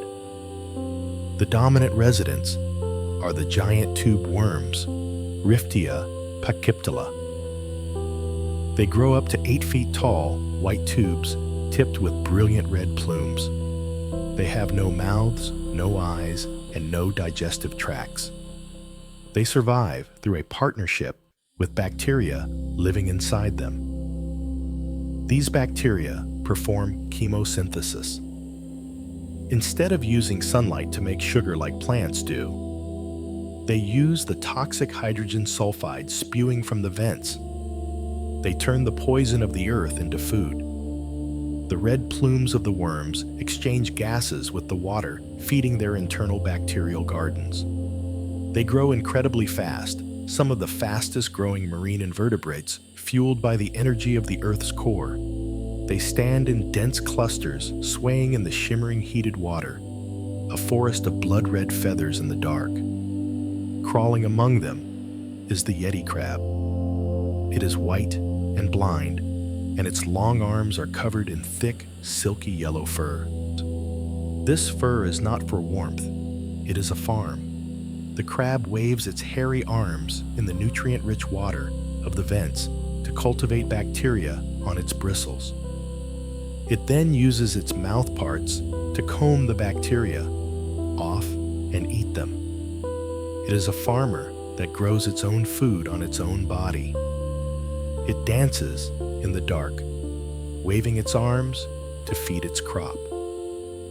And then there is the scaly-foot snail, the iron snail. It is the only animal on Earth known to incorporate iron into its skeleton. It lives near the vents where the water is rich in dissolved metals. It uses these metals to build a shell reinforced with iron sulfides. Even its foot is covered in iron-plated scales, like the greaves of a knight's armor. If you were to hold a magnet near this snail, it would stick.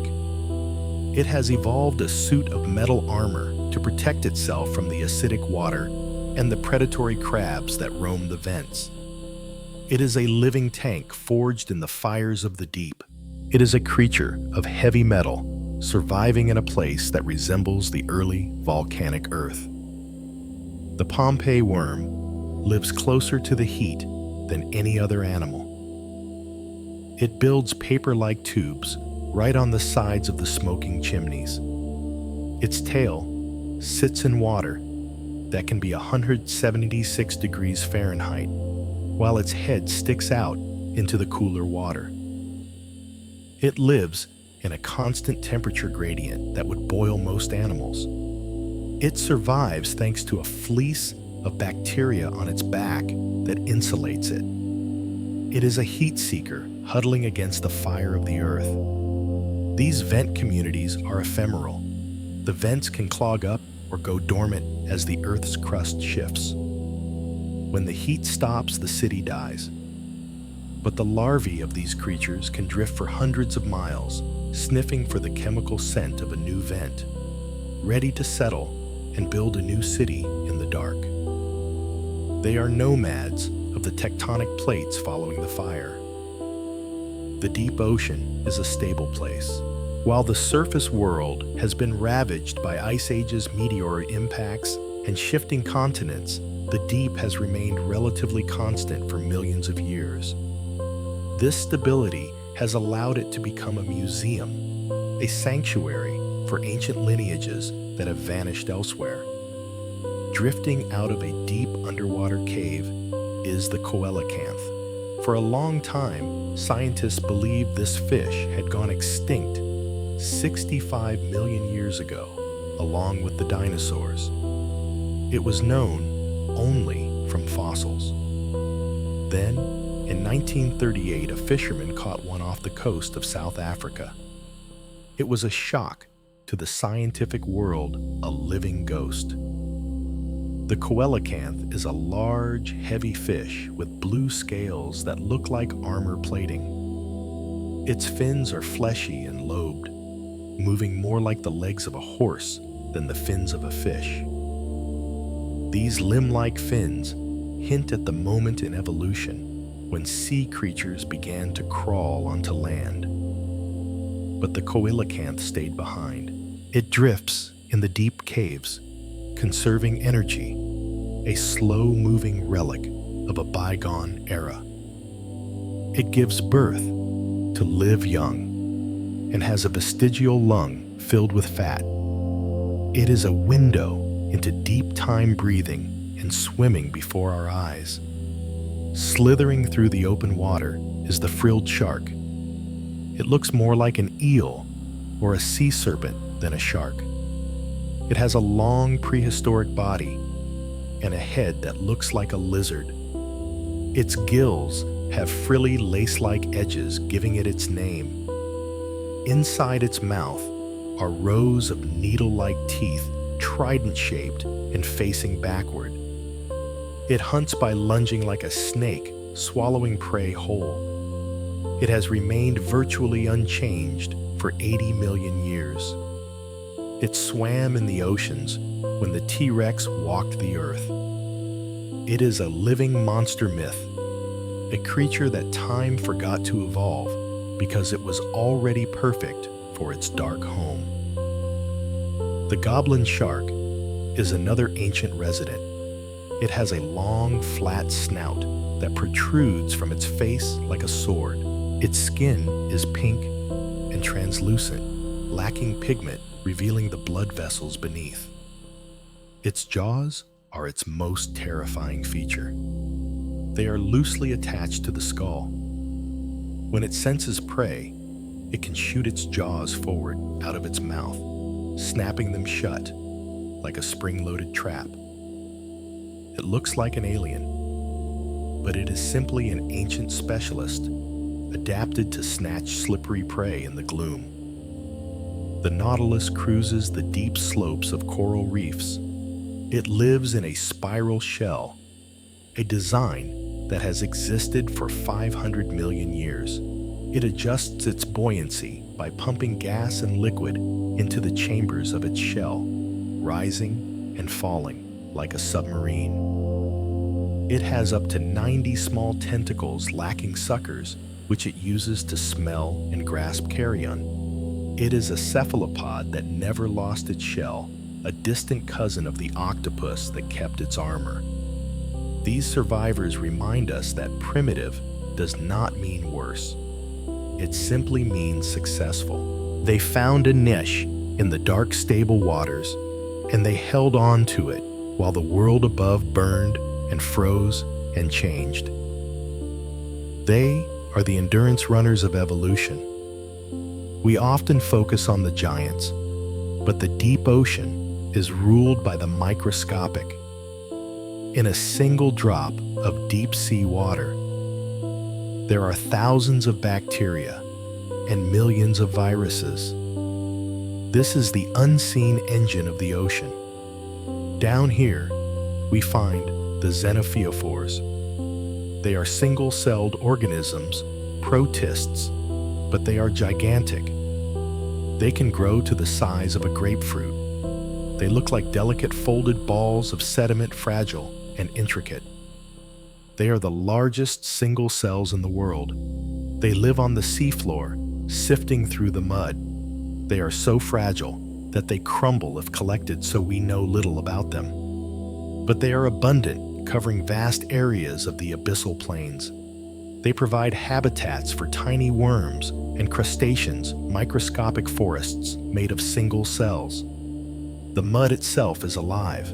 It is filled with foraminifera, tiny shelled creatures, and nematodes, microscopic worms. They break down the marine snow, recycling the carbon.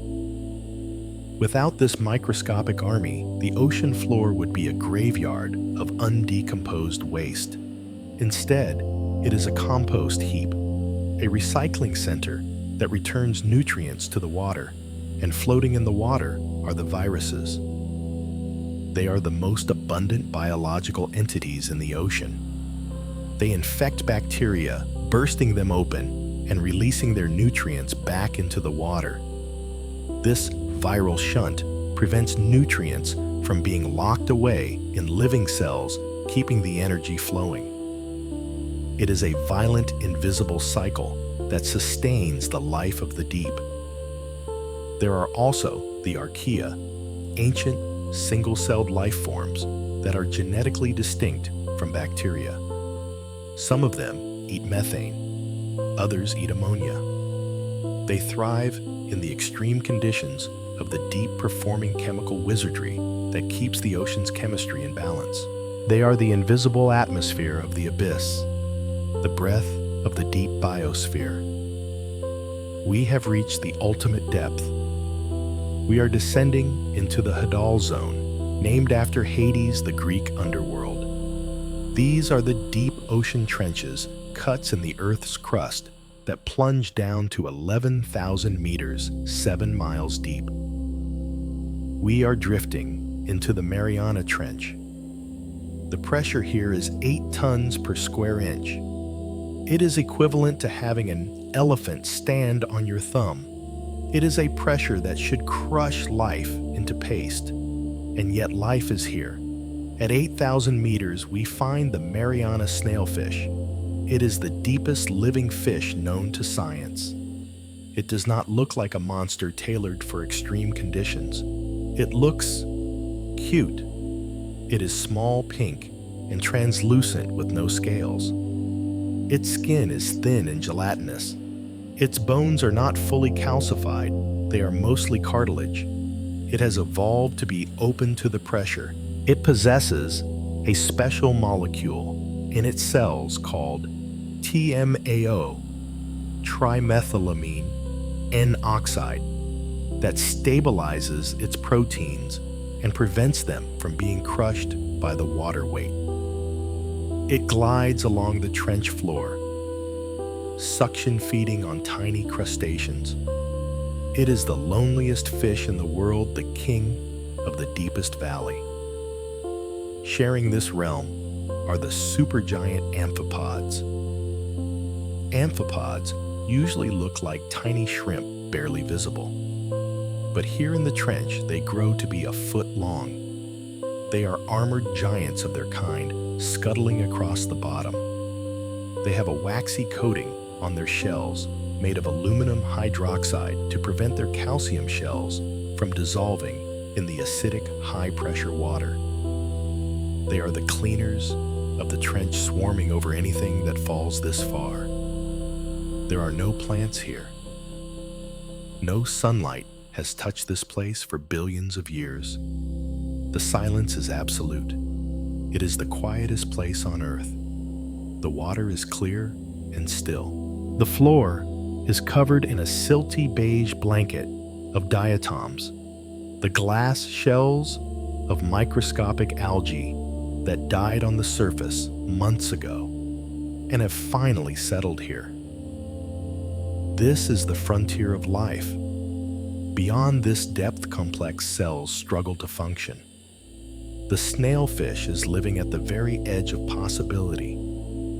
It is a testament to life's stubborn refusal to be excluded from any corner of the planet. To be here in the Challenger Deep is to be in the womb of the planet. It is protected. It is isolated. It is a place of profound peace. The worries of the surface, the weather, the noise, the time do not exist here. There is only the pressure holding everything together in a tight, eternal embrace. We have touched the bottom. We have witnessed the lights, the giants, the ghosts, and the survivors. Now it is time to return. Imagine yourself beginning the slow ascent. We rise up from the beige silt of the trench, leaving the snailfish to its solitary hunt. We glide up past the black cliffs rising through the Hadal Zone. The pressure gently begins to lift. We pass the hydrothermal vents glowing with heat in the dark, the tube worms waving their red plumes in farewell. We rise through the abyssal plains where the sea cucumbers herd in silence and the sea lilies sway. We climb into the midnight zone. We pass the anglerfish with her tiny mate drifting in their forever embrace. We pass the gulper eel and the fangtooth waiting in the dark. We rise into the twilight zone. The bioluminescence begins to sparkle around us again. The lanternfish, the hatchetfish, the jellies pulsing with rainbow light. We see the faint bluish gray of the sun filtering down from miles above. The water turns from black to indigo, from indigo to royal blue. We breach the surface. The air is warm. The The sky is vast and filled with stars, or perhaps the golden light of dawn. We have returned from a journey to an alien world that exists right here on our own planet. The deep ocean is not a place of fear. It is a place of wonder. It is the planet's largest habitat, a reservoir of life that we are only just beginning to understand. It is a world of slow rhythms, of patience, of adaptation. It teaches us that life can assume any shape, survive any pressure, and light up any darkness. As you lie in your bed, remember the peace of the deep. Remember the jellyfish drifting without effort. Remember the snailfish gliding in the silence. You are part of this same living world. The water that flows through their bodies is the same water that makes up yours. You are connected to the abyss, to the trenches, to the tides. The ocean is heavy, and it is holding the world together. It creates the air we breathe and regulates the climate we live in. It is a vast blue blanket wrapped around the earth. So let the weight of the day fall away, just as the marine snow falls to the bottom. Let your mind settle like the silt on the abyssal plain. Quiet, still, undisturbed. The ocean will be there tomorrow, breathing its slow tides. The lights will be flickering in the deep. The giants will be drifting. You do not need to worry about them. They are safe in the dark, and so are you. Let the darkness of the room be the comforting darkness of the water. You are weightless. You are drifting. You are asleep.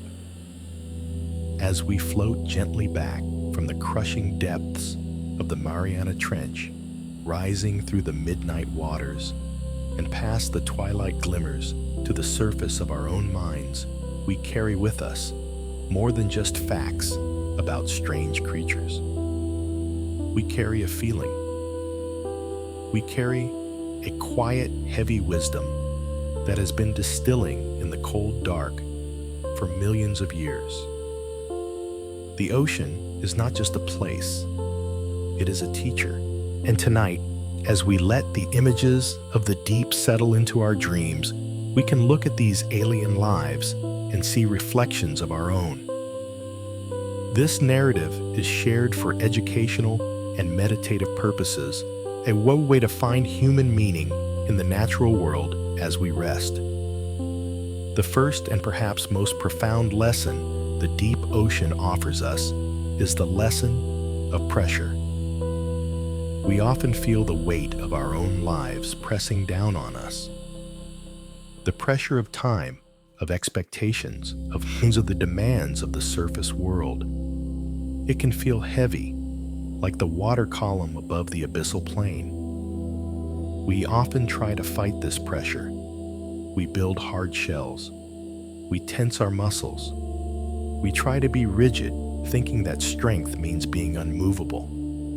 But the creatures of the deepest trenches teach us a different way. The snailfish and the blobfish do not fight the weight of the world. They do not build heavy armor to resist it. Instead, they open themselves to it. They make their bodies fluid. They match their internal pressure to the external pressure. They survive not by resisting, but by yielding. They become soft. They become permeable. And because they do not fight the weight, they are not crushed by it. They float effortlessly in an environment that would destroy a submarine made of steel. There is a deep peace in this realization. Tonight, you can stop fighting the pressure of your day. You do not need to be made of steel. You can be like the water. You can soften your mind and your body. You can let the gravity of the earth hold you, matching its pull with your own surrender. By letting go of the need to be hard, you become unbreakable. You become part of the flow, drifting safely through the heavy moments of life. Then there is the lesson of the light. We spent time with the masters of invisible light, the lanternfish, the anglerfish, the Atala jellyfish. They live in a world of perpetual darkness. It is a darkness we can scarcely imagine, and yet they do not fear it. They do not curse the lack of the sun. They understand a fundamental truth that when the world is dark, the only light that matters is the light you make yourself. In our own lives, we go through seasons of darkness, times when the way forward is not clear, when the familiar landmarks of the surface are gone.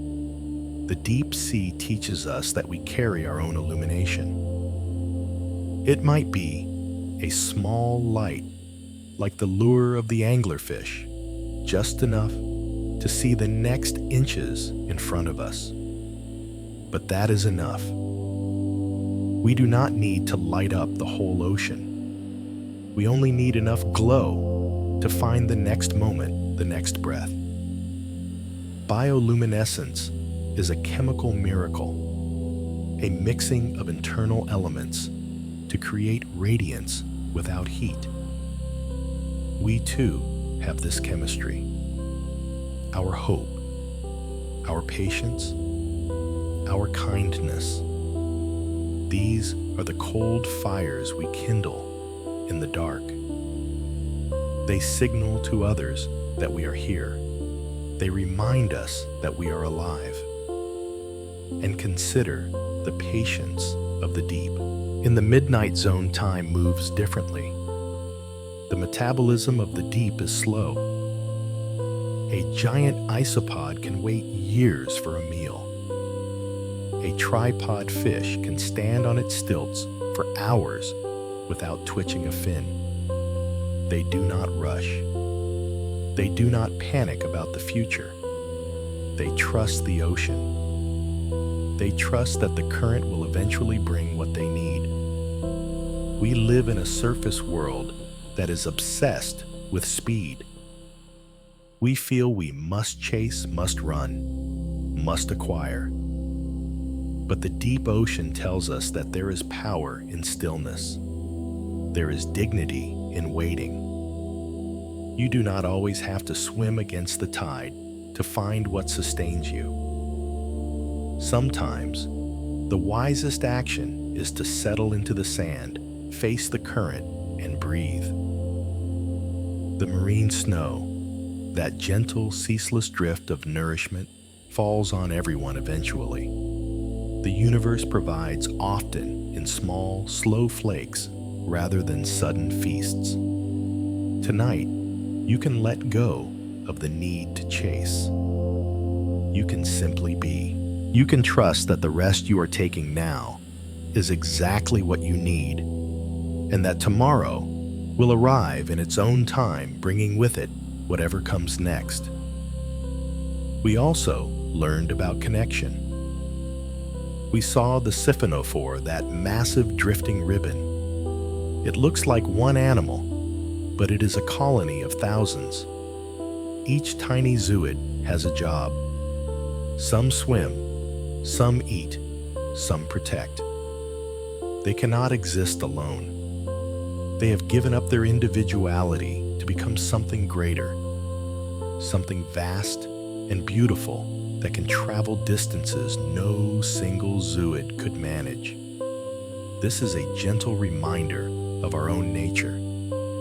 We often feel isolated, floating alone in the dark. But like the siphonophore, we are connected in ways we cannot always see. We are part of a colony of humanity, part of the ecosystem of the earth. Our lives are woven together. The support we receive from others and the support we give creates a structure that allows us to survive the vastness. We are not solitary drifters. We are part of a living chain. And in that connection, there is safety. You are part of the great slow pulse of life, held by threads of relationship and shared existence. There is also the lesson of the monsters. We looked at the fangtooth, the goblin shark, the gulper eel. To our surface eyes, they look frightening. They look like nightmares. But when we see them in their home, we realize they are not monsters at all. They are marvels. They are perfectly adapted survivors. The fangtooth's teeth are not for cruelty. They are a cage to hold on to precious nourishment. The gulper eel's massive mouth is not for gluttony. It is a net to catch possibility in a barren void. This teaches us a profound compassion, not just for the strange creatures of the world, but for the strange parts of ourselves. We all have parts of us that feel adapted to the dark, our fears, our hunger, our sharpness. We might judge these parts as ugly or unwanted, but the deep ocean asks us to look closer. It asks us to see that these traits are survival mechanisms. They were born out of necessity. They have kept us alive. There are no monsters in the deep, only creatures doing their best to survive in difficult conditions. We can look at our own shadows with the same gentleness. We can forgive our own sharp edges, knowing they were forged to protect us. Think of the whale fall. The death of a giant becomes the birth of a city. The cycle of life in the deep is the ultimate story of renewal. Nothing is wasted. The end of one story is the beginning of 1,000 others. The bone-eating worms, the crabs, the bacteria, they all find life in the aftermath of loss. This is a comfort when we face our own endings, our own changes. When a phase of our life ends, when we lose something we thought was permanent, it can feel like a tragedy. But in the economy of nature, loss is just energy changing hands. It is the seed of the next bloom. The ocean floor is a place of constant recycling where the past feeds the future. We can rest in the knowledge that we are part of this cycle. Our efforts, our love, our energy, nothing is ever lost. It simply changes form, drifting down to nourish the roots of something new. And let us not forget the silence. The Hadal trenches are the quietest places on Earth. In our world of constant notifications, alarms, and engines, true silence is a luxury we rarely find. But it exists. It is waiting for us at the bottom of the world. This silence is not empty. It is pregnant with presence. It is a heavy blanketed silence that muffles the noise of the ego. Tonight, as you lie in bed, you can invite that silence in. You can visualize the stillness of the Challenger Deep. Imagine your mind sinking down to that beige, silty floor. The noise of the day cannot reach you there. The opinions of others cannot reach you there. The worries about tomorrow cannot withstand the pressure. There is only the calm, clear water. You can build a sanctuary in your mind that is as deep and protected as the trench. A place where you can go to simply exist, unbothered and unseen. The creatures of the deep also teach us about diversity and acceptance. The ocean does not demand that a jellyfish be a shark. It does not ask a sea cucumber to be a whale. There is room for the transparent, the glowing, the slow, the fast, the microscopic, and the gigantic. The ecosystem relies on this variety. We often feel pressure to to be something we are not, to be faster, brighter, harder. But the ocean says there is a niche for you exactly as you are. If you are a slow drifter, there is a place for you in the midwater. If you are a bottom dweller who likes to sift through the details, there is a place for you on the plain. You do not need to change your nature to belong to the earth. You have a right to be here in your own shape with your own rhythm. Even the blind creatures teach us.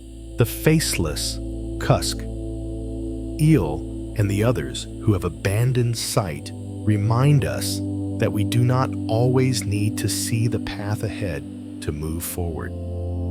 We rely so heavily on our vision, on knowing exactly where we are going. But sometimes the lights go out. Sometimes we are in the fog. These ancient survivors tell us to trust our other senses. Trust your intuition. Trust the vibrations you feel. Trust the slow drift of the current. You can navigate the dark without seeing it. You can find your way by feeling, by sensing, by trusting the environment to guide you. The vertical migration, that massive nightly commute, speaks to the rhythm of rest and work. The animals know when to rise and when to sink. They follow the cues of the universe. They do not try to feed when the sun is high and danger is present. They wait for the cover of night. They respect the cycles. We often try to override our cycles. We push through exhaustion. We fight the need for sleep. But we are biological beings, just like the krill and the copepods.